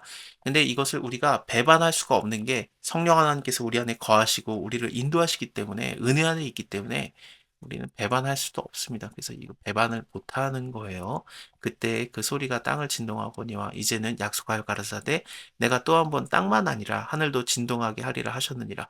이것은 학개서의 말씀인데요. 그냥 지나가겠습니다. 이 또 한 번이라 하시면 진동하지 아니하는 것을 영존케 하기 위해서 진동하는 것들, 곧 만드신 것들이 변동할 것을 나타냅니다. 진동하는 것들은 그 창조물, 물질로 된 뭐 하늘과 땅과 바다, 육지 그런 것들은 이게 진동을 하는데 우리는 어떻습니까? 진동하지 않는 하늘 위의 나라를 받았잖아요. 하나님의 나라. 그렇기 때문에 우리는 변동되지 않고 흔들릴 게 없는 겁니다. 그래서 은혜를 받자 이로 말미암아 경건함과 두려움으로써 하나님을 기쁘게 섬길지니 우리 하나님은 소멸하는 분이심이라. 형제 사랑하기를 계속해라. 히브리서를 전체를 다 본 다음에 결론은 뭐냐면요. 이웃 사랑입니다. 이웃 사랑하는 것이 바로 예배이고 하나님을 사랑하는 것이기 때문에 그렇거든요. 이 밑에서 그 예배 자체는 하나님 사랑이다라고 나오는데 조금 이따 그것을 확인해 볼게요. 형제 사랑하기를 계속하고 손님을 대접하기를 잊지 말아라. 이로써 부재 중에 천사를 대접한 이들이 있었느니라. 창세기에서 아브라함이 자기가 모르는 중에 그냥 지나가는 사람들을 대접을 했었는데 그게 알고 봤더니 하나님과 두 천사였죠. 그것을 생각해 볼 수도 있고 19장에서는 아브라함의 조카였던 롯도 마찬가지였습니다. 두 천사를 대접을 했었는데 모르고 했었는데 이게 천사를 대접한 것도 있었다. 너희가 손님 대접하기를 계속 잊지 말고 해라. 자기도 함께 갇힌 것 같이 갇힌 자를 생각하고 자기도 몸을 가졌은즉 학대받는 자를 생각하라. 이것은 감옥에 갇힌 자들을 돌봐주는 건데 이때 당시에 감옥에 갇혔던 사람들은 믿는 사람들이었어요. 믿는 사람들이 예수 그리스도의 이름을 위해서, 예수 그리스도의 복음을 위해서 많이 감옥에 갇혀 있었거든요. 그래서 마태복음에서도 예수님이 말하시는 게 내가 벗었을 때 너희가 옷을 입혔고 병들었을 때 돌아보았다. 옥에 갇힐 때 와서 보았느니라 그러는데 이것을 믿는 자들을 예수님과 하나가 되어서 보는 거거든요. 예수 이름 때문에 핍박당하는 자들을 대접하는 것이 곧 나를 대접하는 것이다라고 그렇게 여기시기 때문에 이런 구절들이 나오고 있는 겁니다. 모든 사람은 혼인을 귀히 여기고 침소를 더럽히지 않게 하라. 음행하는 자들과 간음하는 자들을 하나님이 심판하시리라.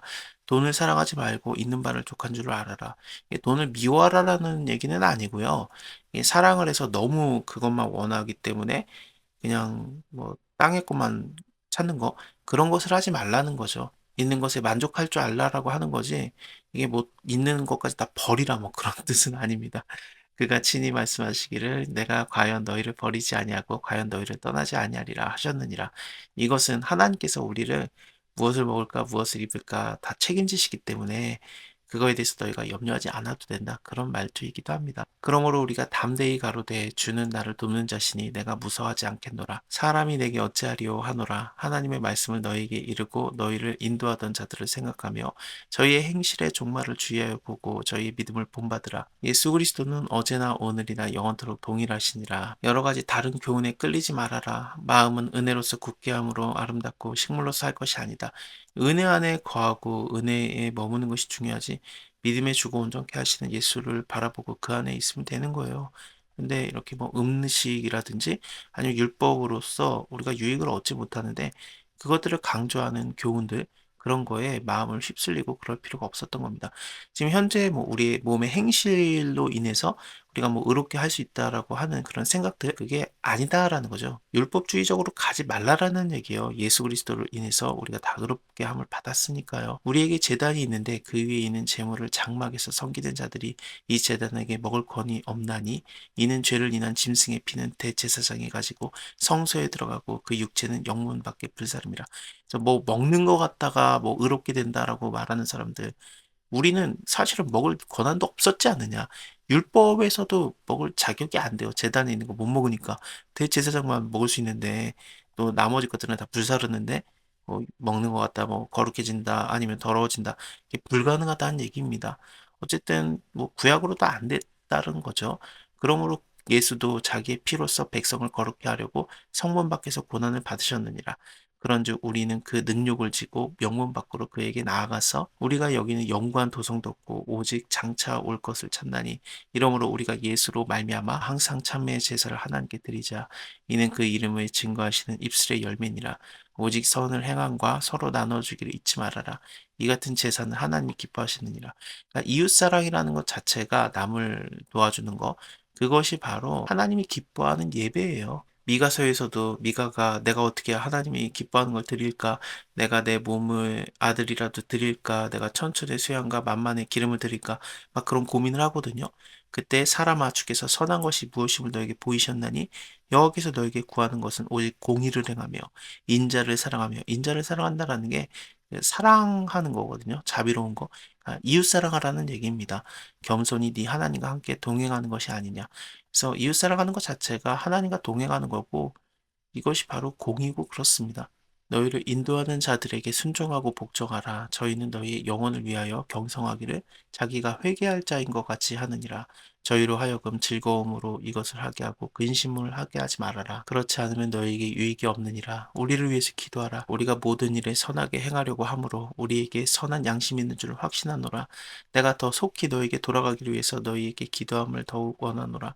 양의 큰 목자이신 우리 주 예수 그리스도의 영원한 언약의 피로 죽은 자 가운데서 이끌어내신 평강의 하나님이 모든 선한 일에 너희를 온전케 하사 자기 뜻을 행하게 하시고 그 앞에 즐거운 것을 예수 그리스도로 말미암아 우리 속에 이루시기를 원하노라. 영광이 그에게 세세 무궁토록 있을지어다. 아멘. 형제들아 내가 너에게 권하노니 권면의 말을 용납하라. 내가 간단히 너에게 썼느니라. 우리 형제 디모데가 놓인 것을 너희가 알라. 그가 속히 오면은 내가 저와 함께 가서 너희를 부리라. 이것을 통해서 볼 때 이 히브리서를 받는 그 사람들이 디모데를 알았다라는 거거든요. 그래서 혹시 히브리서의 저자가 바울이 아닌가라는 좀 생각도 있습니다. 사실 말투들 여기서 나왔던 것들 뭐 본받아라라는 얘기라든지 우리를 위해서 기도하라라는 내용들은 바울 서신서에 자주 나오는 단어들이거든요. 그래서 혹시 바울이 쓴 거 아닌가라고도 생각을 하고 그렇습니다. 뭐 어쨌든 저자가 누군지는 알 수 없습니다. 너희를 인도하는 자와 모든 성도에게 문안하라. 이탈리아에서 온 자들도 너희에게 문안하느니라. 은혜가 너희 모든 사람에게 있을지어다. 어떤 사본에는 아멘이라는 것까지도 있습니다. 자, 오늘 이렇게 히브리서 다 봤고요. 다음에 야고보서를 이어서 보겠습니다. 감사합니다. 다음에 뵐게요.